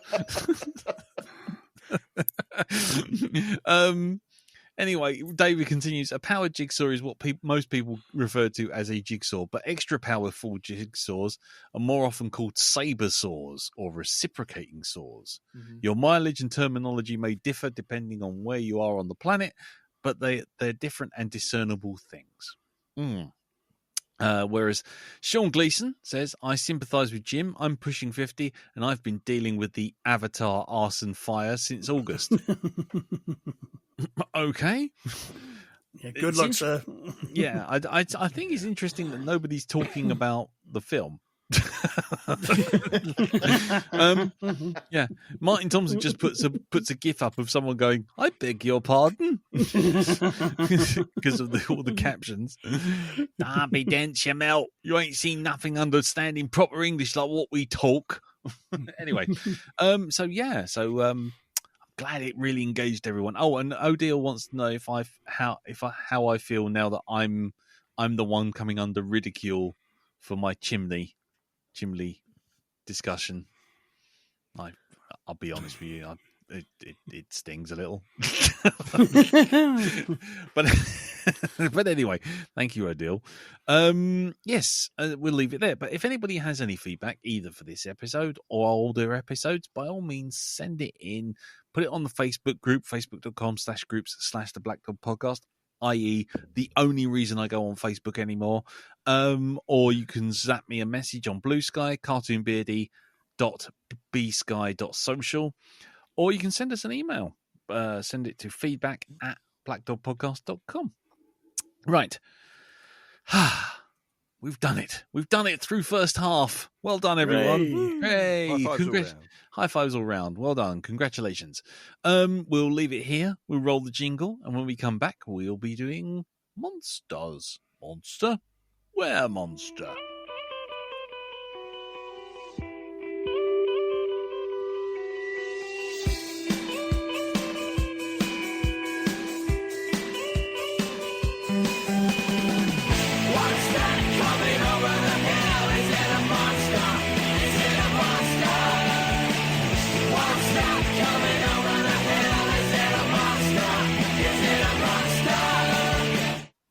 No, it's not. Monsters is a 2010 British science fiction horror film written and directed by Gareth Edwards in his featured directorial debut. Gareth Edwards, you may remember we reviewed his other film, The Creator, and he also did the first of the new MonsterVerse versions of Godzilla, aka There's Godzilla. No, there isn't. And he also did Star Wars Rogue One, aka nobody remembers any of it except for Darth Vader roid raging down a corridor. Ow! Sorry, never mind. Yes. Was that another loft beam? Yeah, that was a joist. Don't worry about it. Don't worry. It's a bandsaw or something. What was that saw? The reticulating saw? I can't remember anyway. Right, it landed on me. It stars Scoot McNairy and his, I think it's his partner, Whitney Abel. I can't remember. Hold on a sec. I think Who- it was, yeah. Yeah, I don't Or know. if she- is. I'm yeah, not too sure. No, they divorced in 2019. Right. Anyway, so yes, and it tells a story of a world which has been infected by monsters and alien life forms after a NASA space probe sent to verify the existence of extraterrestrial life crash lands in Mexico. And the story of Andrew Calder, is played by Scoot McNairy, an American photojournalist tasked with escorting his employee's daughter, Samantha, played by Whitney Able, back to the United States by crossing through the Mexico's infected zone where the creatures reside. The film had a budget of $500,000 total. How much did it make at the box office, Jim? 3 million free gas masks. Nice. Darren, how much did it make? One rusted hulk of a jet fighter and a stolen camera. Nice. Elton. You guys are missing everything. Mhm. It's $5,000. That's it. That's it. Because that's Not- all I'm paying. Yeah. 2,000. No, I'll- it's I'll pay 5,000. 3,000. About No, 3,000. No, I'm standing fast. I'll at give you my 5,000. watch. I'll give you my watch and this camera. You can have that. I've got. It's a Casio. It's a Casio. I've got Diners Club. Well, actually, you're all missing it. You're all completely wrong. What it earned was.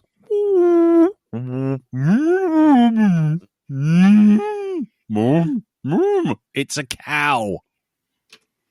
That's how much it earned. Actually, no, it earned $4.2 million at the box office, which isn't a bad return for 500 grand. So, yeah, I could go into all the hoo-ha about it, but basically Gareth Edwards it's most notable for the fact that Gareth Edwards not only wrote it and directed it, and shot it, but also did the visual effects for it, because Gareth Edwards used to work at ILM. There you go. And it's worth bearing in mind when everyone goes, oh, look, he did it all in his own bedroom. It's like, yeah, but he worked in the special effects unit for like 10 years before that, so he might have a bit of experience. You never know. Yeah, he was pretty handy at that sort of stuff, wasn't he? Yeah. He was. Yeah. So, yeah. Anyway, so that's that. Oh, and he's also apparently working on Jurassic World Rebirth. Oh, right. Coming out in a couple of weeks, I think. Yay. It is. Yay. Yeah. Oh, okay. Yeah. It might be a couple of months. I don't know. Anyway, right. Before we get started, let's do the round table. Jim, you picked this, so you go last. Okie dokie. Non-spoilers. Let's find out what everyone thought. Now, me and you guys, Elton, Darren, I think we've all seen it before, haven't we? So, Yeah. yeah. So this will be a second or third watch, maybe. So let's go around the table. So I'll start with you, Elton. What did you think of Monsters? Well, it's not my favourite Pixar movie. I like the one where they went to the university. Yeah. No, this is my second watch on this movie. Okay. And I think I'm coming away feeling exactly the same as I did on my first watch. Which is? Nonplussed. I was really looking forward to this this rewatch. Yeah. I was like, okay, it's been years since I've watched this. I owned this on DVD, the one with like the funky little cover where you could turn it in the light and get a different picture on it. Yeah. And I was like, I bought it half the reason for that cover as well, really. But yeah, I didn't come away thinking that it was crap or anything like that. I'm quite happy for a slow-paced movie, which I think it really does have. But my opinions on it are just, it did a thing, and I don't really know. I'm hoping something in the discussion might spark something in me that will either make me love it or make me hate it. Okay, fair enough. Dow, what do you think? Yeah, I still enjoyed it. I don't remember it kind of ending the way it did. I honestly thought there was a slightly different ending to it, but yeah, I thought it was good story and stuff like that.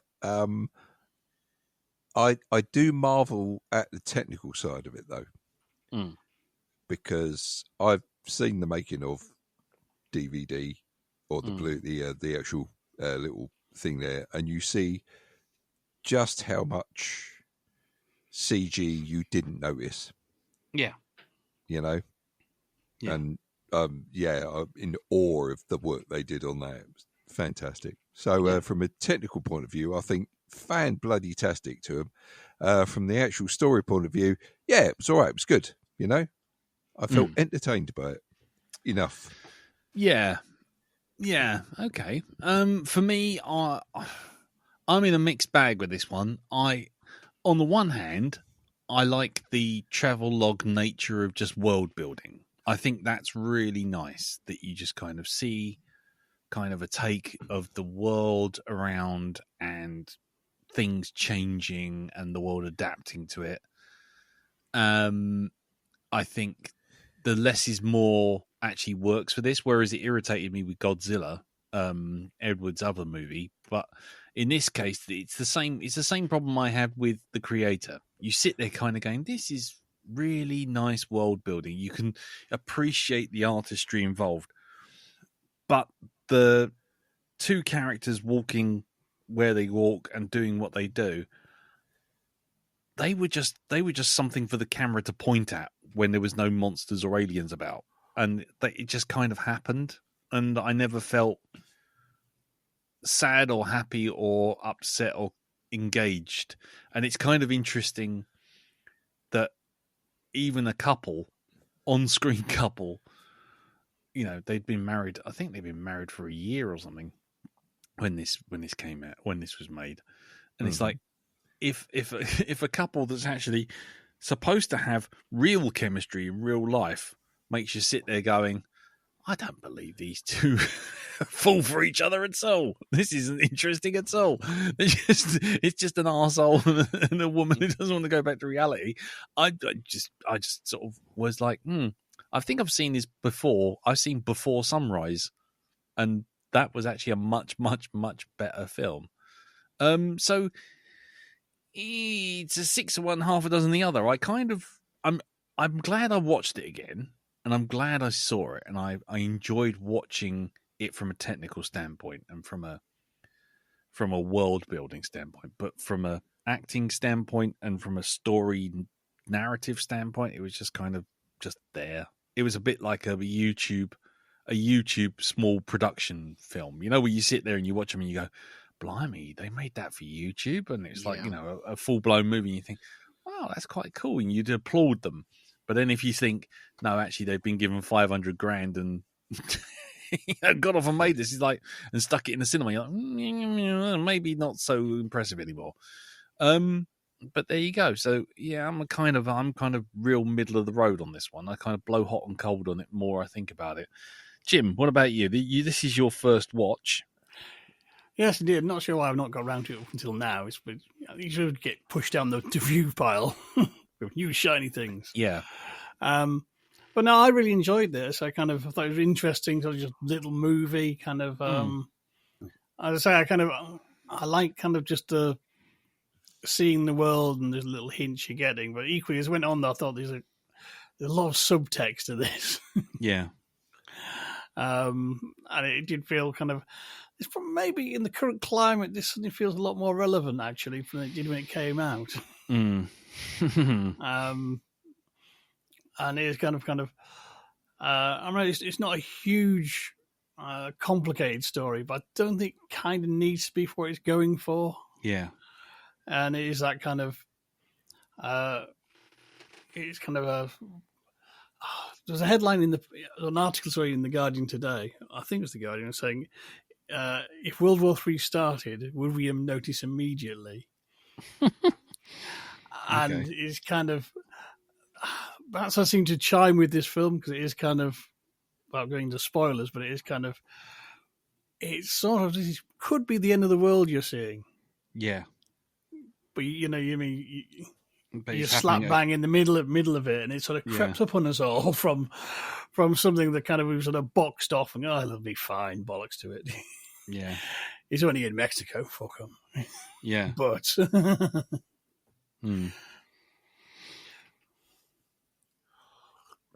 yeah, so I got a lot out of it. I probably will go back to it, but not for a good while, I think. Okay, because it's one of those little films that I think that say it's a good companion piece with, say, District 9. Yeah.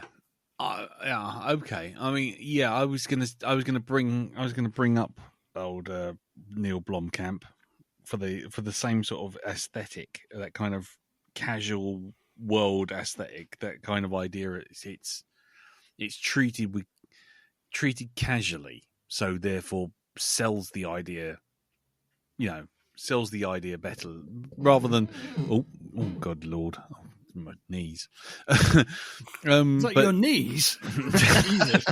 Yeah. Are they made of nylon? Yeah, they are.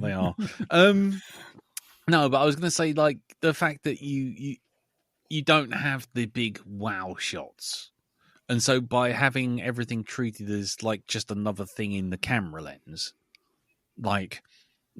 If you see a car drive past, you think nothing of it. But if someone from 50 to 100 years ago saw like a Lamborghini fly past, he'd be like, Jesus Christ, where's that come from? And then the movie would be like, oh, big wide eyes. And whereas Monsters and Blomkamp stuff like District 9 does that kind of like, it's a robot, whatever. Just keep filming the characters. Let the film carry on. And I like that naturalistic kind of vibe to it. But it's interesting, isn't it? Okay, I'll tell you what. Before we go any further, let's just spark up the random button of randomness for the as ever the spoiler zone. So here we go. There will now be a short intermission. Shut up, Wesley. Shut up, Wesley. Albatross. Shut up, Wesley. Albatross. Shut up, Wesley. Course you don't get bloody wafers with it. Shut up, Wesley. And here we are on the other side of the spoiler zone. So if you haven't seen Monsters, stop right here. Go no further. And then go watch the film. Come back and here we will be. And that's the magic of podcast and recorded medium, everyone. You can stop it anytime you like. Go and watch something else and come back. We are now in the infected zone. We are now in the infected zone. We are now infected, and that's that. So my first question to you guys, I guess, is who are the monsters? Oh, no. Oh, no. Yep. Jesus Christ, mate. No. Oh. Oh. Hey! I hate it. What's wrong with it? Go on. Yeah, hate it. What? Go on. Go on. I think it's because it is not from your point of view, but from a filmmaking point of view, it's an obvious thing to do. Oh, who are the monsters? And it's like, oh, okay. Yeah. Okay. It's kind of why I was asking it, really. I know. It had to be asked, but fucking hell. Well, okay, okay. Jim's our canary in the coal mine. He hasn't seen this before, so Jim, let's go to you first for these questions. How do you feel the double meaning of the title is? Is it too blunt and on the nose, or is it? Or is there something to it? Go on. I think it just works as a good selling point for the movie, to be honest. Yeah. But I don't think the movie sort of belabors the point.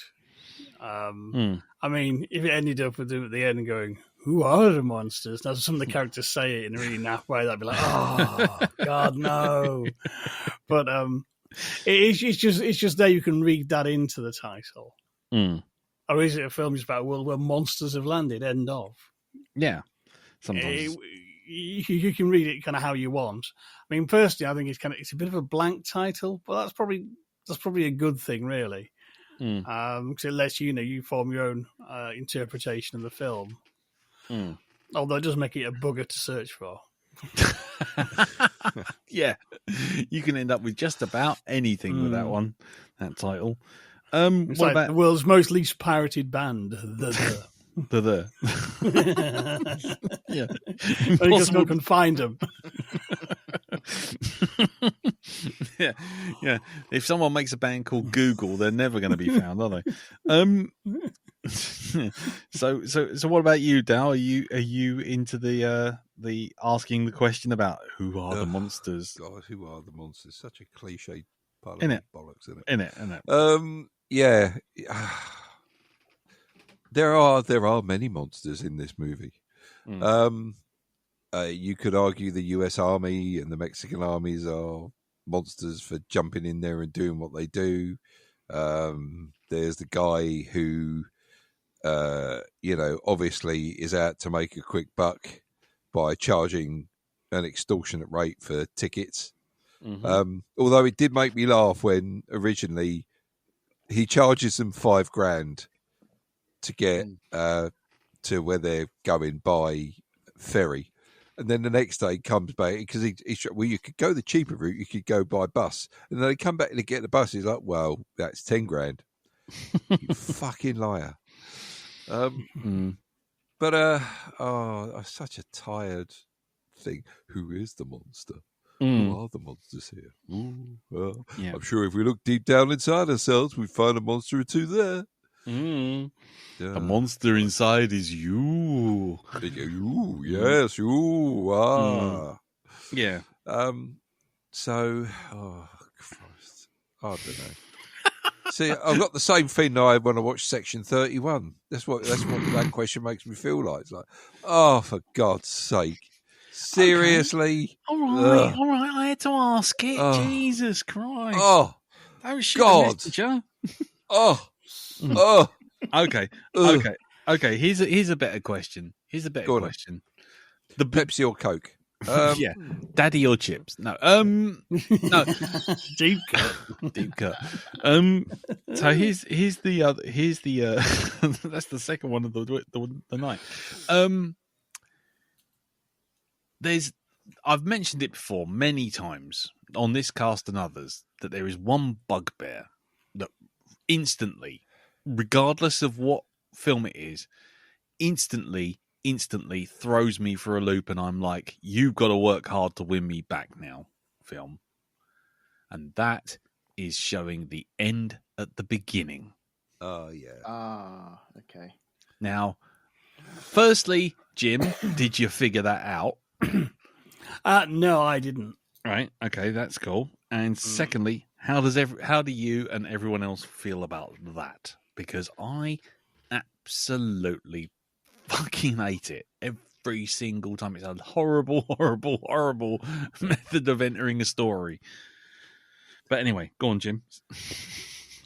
No, so we got this going, this is where we came in. Which is kind of, that's how you do it properly. Yeah. I think.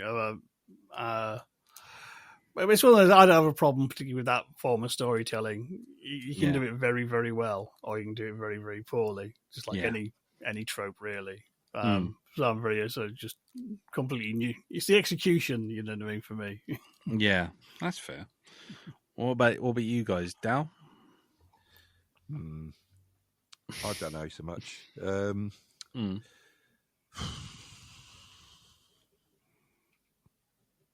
Elton.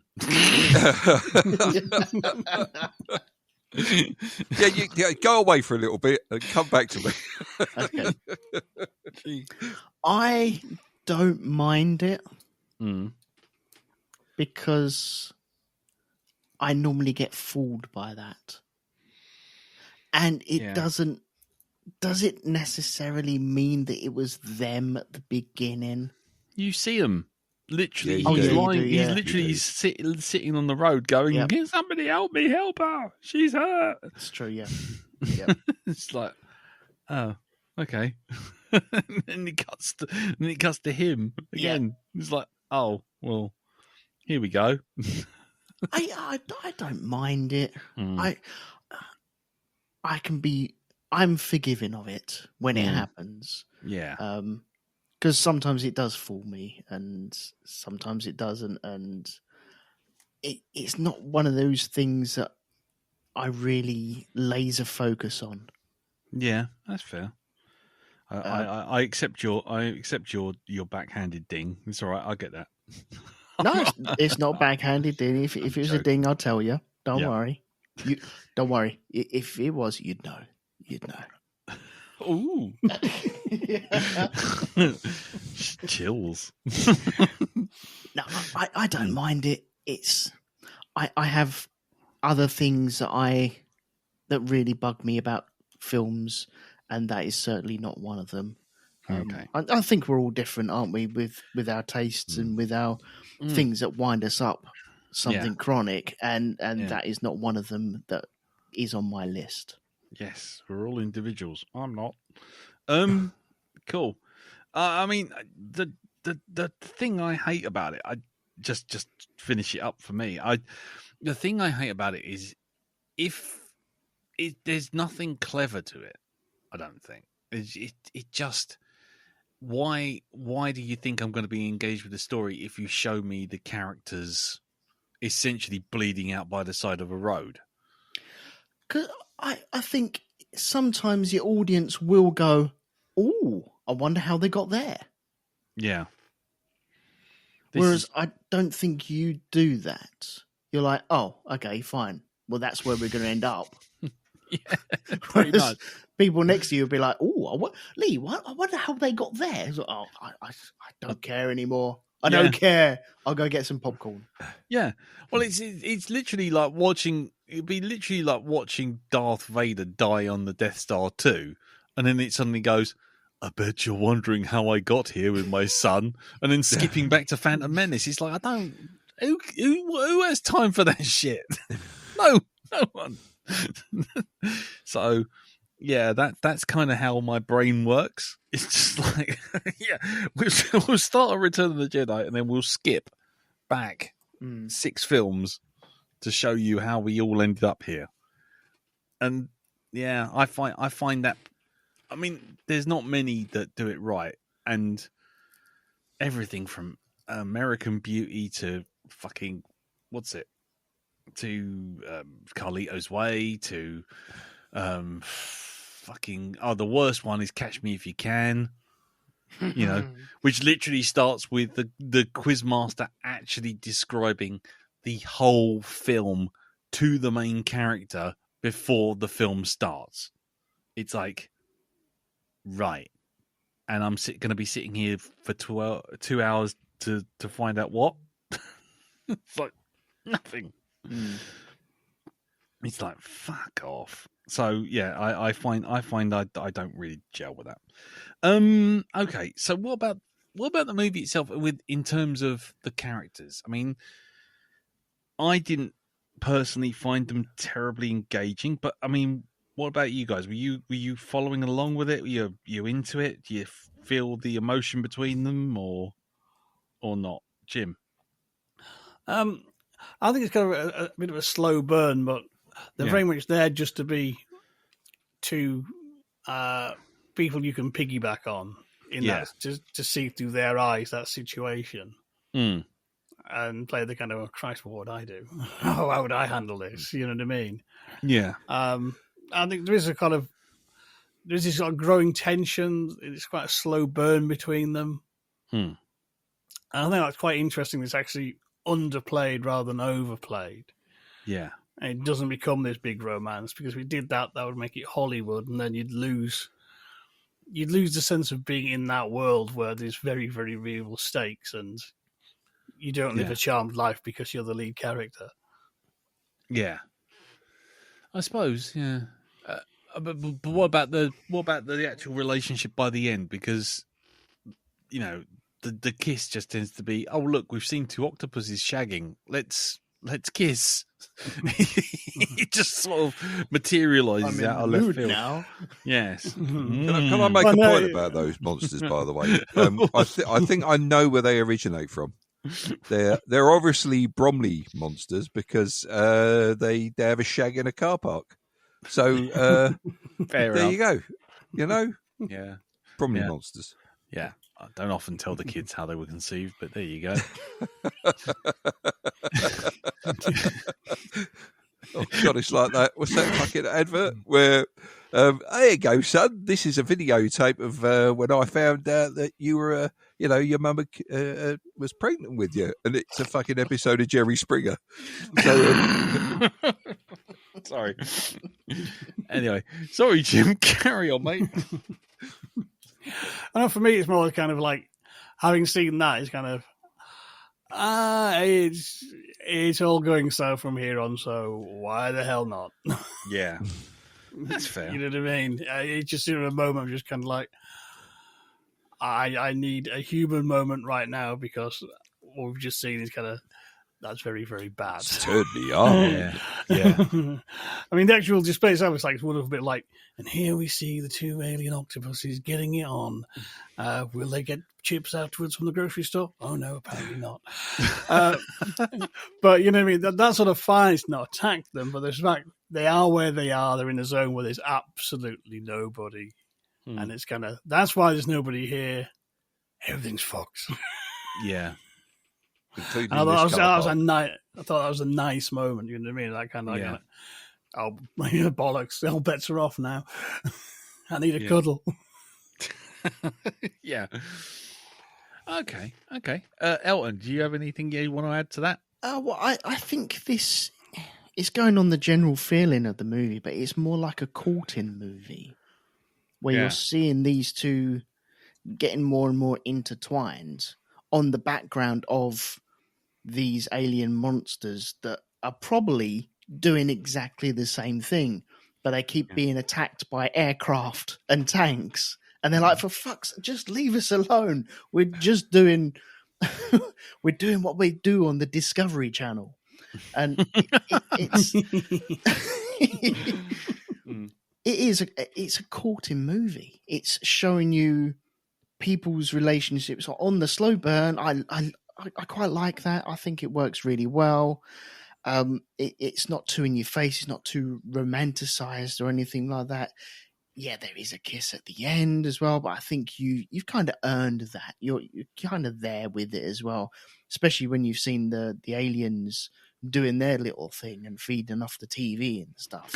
Got a bit frisky round the telly. But the aliens invented Netflix and chill. But you've already seen that because they've already laid their eggs and their spores all over the place. Yeah, on the trees. Yeah. Yeah. So I think it's more like a courting movie of these two people getting together in the background of monsters getting it on as well. And that's what we're not really seeing. We're just seeing us attacking them because they're on our planet now. And we're like, well, no, shoo off. And really, these... Because there's a moment where they say this has happened like for 6 years. Yeah. And they're in that taxi cab and they say, well, why don't you get away? So, well, it happens every year. So this courting thing happens every year.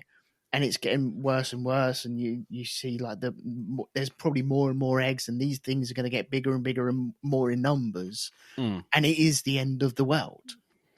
So why not have a kiss at the end of the world? Yeah, why not? Yeah, why not? Why not?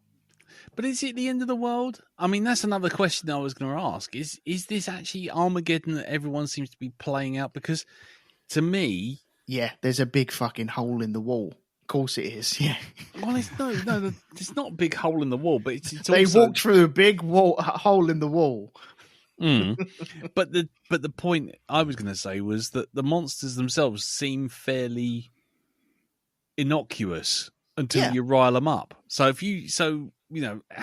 is that any different than having, I don't know, elephants wandering about, or Well, there are a lot more destructive elements, and where they're wandering about, they're full of people who are, shall we say, got a bit of a reputation for riling things up. yeah, Over-caffeinated and over-armed. yeah. And over there, thank Christ. Yeah. What do you think it's the end of the world now, or you just? I think it's the because they do talk a lot about how the migration patterns are starting earlier every year, and that the sightings of these things are increasing. Yeah. So I think this is a bit like that film with Natalie Portman in it. Annihilation. Annihilation, where it's getting bigger. The actual problem is spreading further and further until the problem won't be a problem anymore because it will be everywhere. Yeah. That's it. Right. And the states will get taken over. The rest of it will just encroach on its territory. It already has. Yeah. But it's kind of like, there's a new entry on the food chain here. Yeah. And it's higher than human beings. Well, are they eating people? I think that the bodies we saw were more self-defense. Yeah.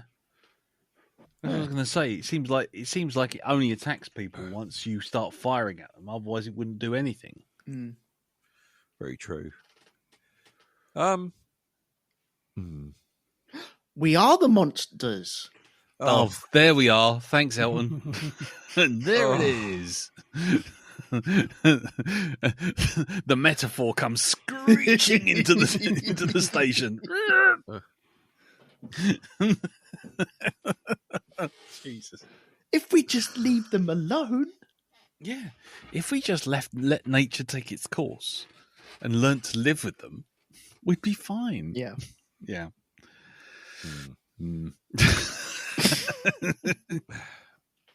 So yeah, I think it is the end of the world, but this is the beginning of it. And when we say end of the world, I don't necessarily mean the place is going to be completely destroyed. It's just it's the end of the world that humans know.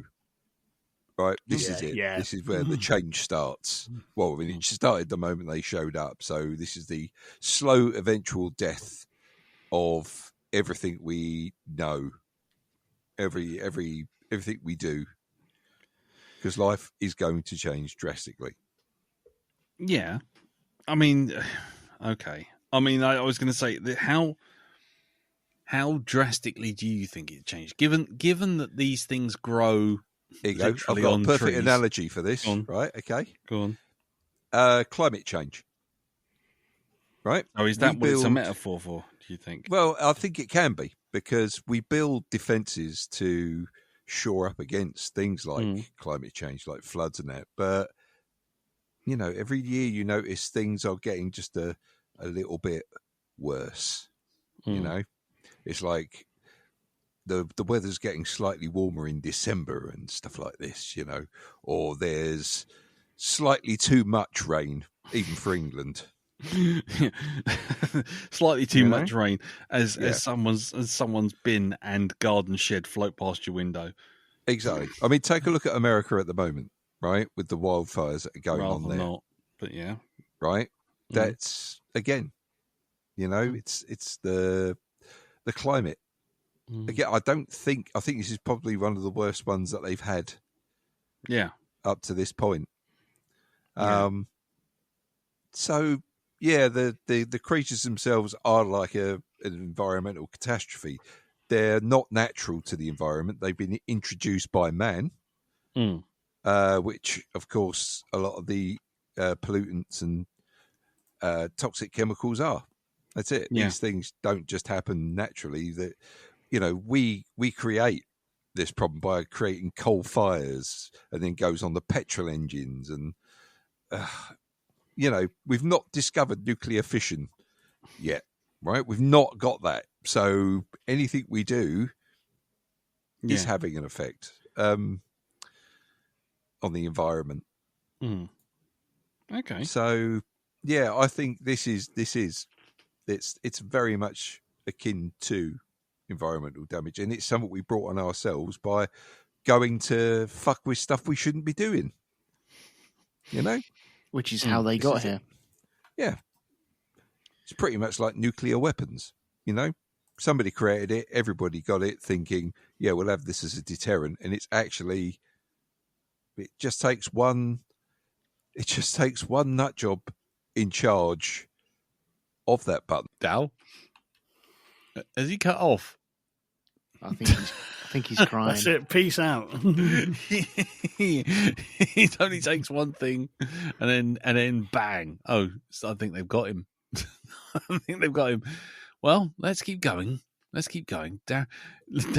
Darren's connection has died. We'll just keep moving. He'll be back soon. Just keep swimming. Anyway, Jim. So let's carry on for a second. Obviously, first viewing. I mean, what was your big takeaway from this film? I mean, what was really, if someone was to come back to you and go, right, what was the big moment? What was the thing that you took away from this? What would that be? I mean, because was it the world building? Was it just the general atmosphere of the whole thing?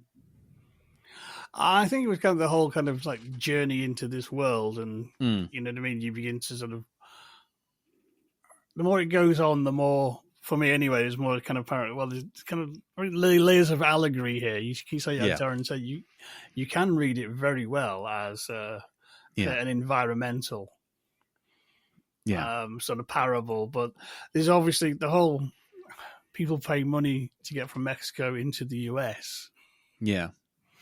Yeah, there's a parallel there, shall we say? But there's also the infected zone that we've took the idea that this is a disease rather than alien life forms, and it's kind of it's also a parable how we tend as a species to get the wrong end of the stick about things. Yeah, I mean, we argue about climate change, and people say, "Oh, well, you know, the climate's always changing. It's not the end of the world." But at the end of our world, though, the world we can live in, the world our civilization is in, the planet will be fine. That'll continue on. It's just, us will be fucked. That's what we mean by the end of the world, the end of the human world. Yeah, you know what I mean. People don't grasp that nuance, and you see, we'll argue black is white. You know what I mean? And it's like, that whole thing, the fact it's just called the infected zone is just kind of, it shows how wrong we've got this all. Yeah. And it is kind of the fact that we just walled it off, and you can tell there's a certain amount of, it's only Mexico. Yeah. It takes a bit more serious if it was Canada. You know what I'm saying? There's an implicit racism here, and sort of like a cultural pecking order, an imperialistic pecking order. Yeah. But in fact, we've done that. It's actually we built a big wall. Clever us.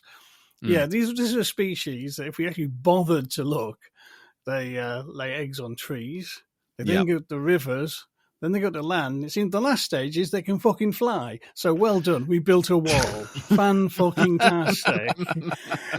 You know what I mean? It's like the Emperor Hadrian. We'll build a wall to keep out the Scots. The Picts who were famous for building ladders. Fuck me. Yeah. We learn nothing. Yes. Yeah. But it was that slow kind of reveal of not just the world, but these sort of different themes. And so it reminded me of sort of, it's kind of like a sci-fi apocalypse now. It's that sort of journey. It's that journey story that is like also an allegory. The further down the river you go, the more you get an understanding of this colossal fuck up of a situation. Mm-hmm. Yeah. There will now be a short intermission.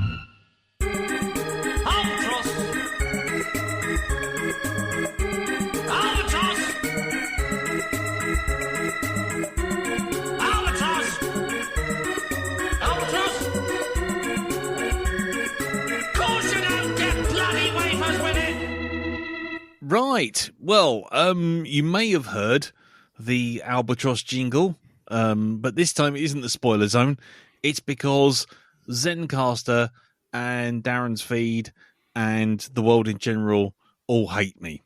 And yes, I'm not paranoid or anything, but here we are almost 20 minutes later, sitting here going, why won't things work? So the fact that we're even here to finish up the podcast is something in and of itself. So any last thoughts on the film? Personally, I'm still like, it's nice. I liked it. It was okay, but it didn't set my world on fire. I might come back to it in a couple of years. Jim? So I enjoyed it. The interesting little movie, and I wish we had more interesting little movies than big, expensive, noisy ones that don't have proper plots. Yeah, I'll go along with that. I'm looking at you. Yeah, Elton. I think I was a little bit hard on it coming in, and I think it's a pretty standard movie. I think it works pretty well. Thinking about it now, one question I do have though, very very quickly, is sure. If you like this, then why the dislike for Godzilla, which is basically the same sort of thing of Godzilla's not in the movie, and neither are these monsters in the movie type thing. Well, from my perspective, just to quickly answer this, I didn't like Godzilla one because, firstly, Godzilla's in the title, and secondly, which is kind of more of a, rather than just an ambiguous monsters. If you call something Godzilla and then you don't show me Godzilla, I tend to get a bit annoyed. That's a bit like saying, "Here's a Twix," and you open up the Twix, and what you've actually got is 2 carrots. It's like, that's not what I pay for, mate. The other thing is also that in Monsters, even though I said I wasn't particularly into the characters, I still found those more compelling than Aaron Taylor-Johnson and Elizabeth Olsen basically bleating at each other down a phone. Yeah, you're right. Absolutely right. Yes, I forgot all about that, but yes, those two had all the chemistry of a lump of rock. But if anyone else wants to jump in on that, Dow, don't tell me you. Yeah, I'm still here. I'm still here. Go on. He's just waving his arm to the end. Aaron Taylor-Johnson, his name comes up a lot when it comes to characters I'm not convinced by. And he was probably the worst thing in Nosferatu. But there you go. So, this relationship between the two of them, I think it, as you say, it is more believable than the one in Godzilla. They certainly do have some chemistry. With a question mark at the end of that. Some chemistry. Some chemistry. Yeah. But I'll stick by what I said about this film earlier on. I thought it was a good, solid film itself, story-wise. But technically, I'm more impressed with it that way. Yeah. As a perfect example of how you should be doing CG on a film. Yeah. Right? Because you don't notice it. And trust me on that. Trust me on this. If you've seen this film and you've not watched the making of, go watch it, because you will see some of the town shots that they do. You'll think, when did I see that in the film? You'll realise that it's all the CG they use were on things like emblems on the side of tanks and signs and stuff like this they put in place. And it all looked like it fitted. All the lighting was correct to it, the shading, the textures, everything was spot on. And that is top-class CG work. Yeah, I go along with that. Yeah. Right. So there you go. Somewhat curtailed review, thanks to our technical shenanigans. So apologies for that, Jim. No worries. Can't be helped. No, sorry about that. So, but if anybody else has any thoughts on monsters or anything that you think we might have missed while I was screaming at Zencaster, then by all means, send it into the usual places, the Facebook group, facebook.com/group/the Black Dog Podcast, or send it to me on Blue Sky, which is, cartoonbeardy.bsky.social, or hit me up on the email, which is feedback@blackdogpodcast.com. Right. It is my turn to pick a film. Okay. And I couldn't pick between three. Yeah. So I need some help to pick. Mm-hmm. Okay. Or do you just need help? Well, it could be that. It could be that. I mean, right. I tell you what. I'm gonna need some order of random chance. I can't have just you guys just calling out numbers because you'll hear each other, and it subtly influences you. So basically, in honor of Lewis Hamilton signing for Ferrari, Elton, could you get the Ferrari strategy dice? Oh, hang on. Oh, where is that? Oh, I see it. It's under. Apparently, it's under the. It's like the tortoise on Blue Peter. We put it into hibernation. So hang on, I've got to get it out. Hang on a sec. I thought you were going to say it's like the turtle in Blade Runner. Why haven't I turned him upside down? I couldn't hear what you said because I took my headphones out. Nothing. It's all right. How do you know about this dice? What do you mean, how do I know about this dice? Of course I know about the fucking dice. How do you know about the dice? I don't know how you know about the dice. How do you know about the dice? Well, you do it on the podcast. As if you listen to the Formula 1 one. Well, how the fuck do you think I know about it then? Okay, fair play. I mean, just throwing it out there, but, might listen. You never know. Cool. Right. So, just so you know, mm-hmm. There's three choices. So the dice roll 1 to 2 will pick a film, 3 to 4 will pick a film, and 5 to 6 will pick a film. So it's all good. One's a gritty revenge flick, set in the North. One's a film about identity in California, and the other one is a mystery film. So there you go. Based on those descriptions, anyone got any preferences? No, I'll go for anything that's cool. Right, okay. So, Elton. Yep. Would you like to roll the dice, please? Right. Well, the strategy dice. The strategy dice is a D20, so it's 1 to 7 for the first film, 8 to 14, and then 14 onwards. I think that would work. That probably would work. Actually. Okay. Right. You ready? Are you? It's a big dice. You ready? Okay. Here we go. Yep. Very excited. I haven't done this for ages. Ooh. What we got? Number 18. Number 18. Hold on, I've got to work out what that is on my 1 to 6 rating. That'd be the last one. Okay. Right. This movie is a film noir. It is interesting. Yeah. It is dark. It's a revenge flick. It is set in the North. And it is also Oscar nominated. It is a story, a dark story about revenge of a penguin upon an inventor in the North. Oh, God. We will be reviewing next week on Netflix and also on iPlayer. Wallace and Gromit, Vengeance Most Foul.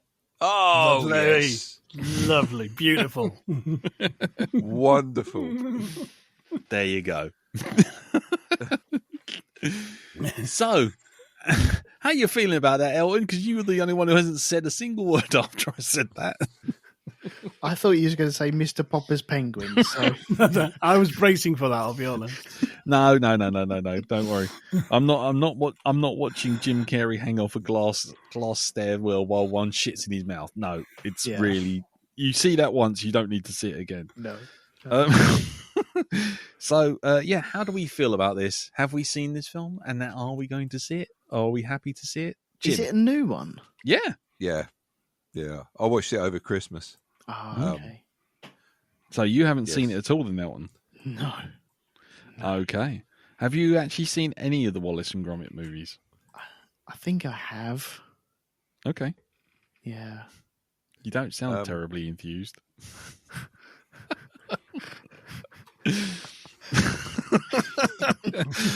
I'm going to be honest with you. I'm reading between the lines.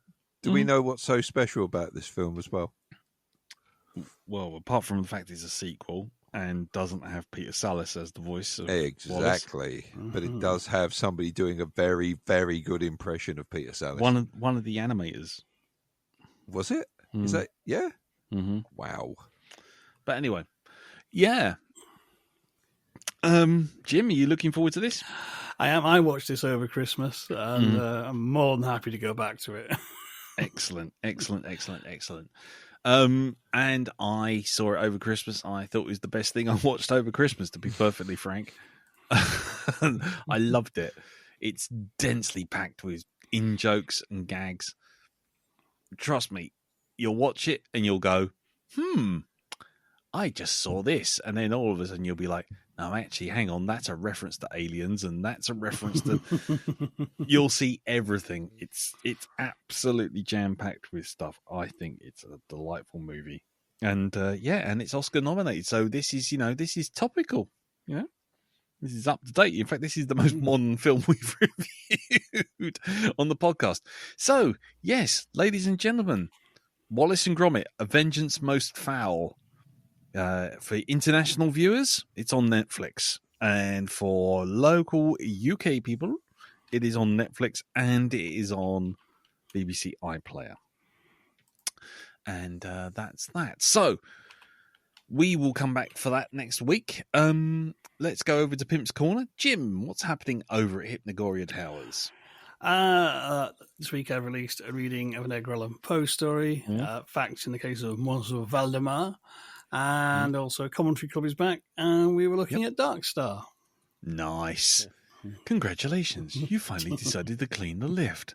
The exploding bolts will detonate in T-minus.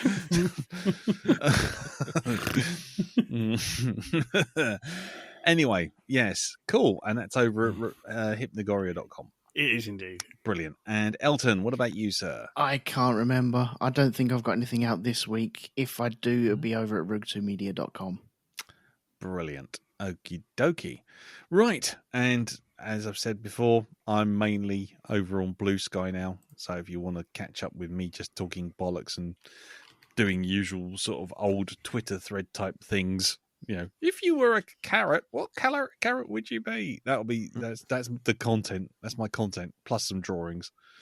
Then find me over at cartoonbeardy.bsky.com. .social, sorry. Dal, anything going on with you? Absolutely nothing. Absolutely nothing. Brilliant. In which case we shall leave it there. We shall say thank you very much for listening. Thank you, Jim. Thank you, Darren. Thank you, Elton. No problem. No problem. Apologies again for the truncated review, and let's leave them with one thing. What should we leave them with as the phrase that pays? Albatross. I think that'll do. That's it. Albatross. Of course, you don't get bloody wafers with it. So yes, I think that's only fair. So we'll leave it there. Thank you very much for listening. And we'll see you all next time for Wallace and Gromit, Vengeance Most Foul. Dun, dun, dun. Until then, see you soon. Take care. Tatty bye. Bye-bye. Bye-bye. Ta-da. There's a voice that keeps on calling me down the road. It's where I'll always be. Every stop I make a new friend. Can't stay maybe tomorrow I'll want to settle down. Until tomorrow, I'll just keep moving on. I already came for a kebab.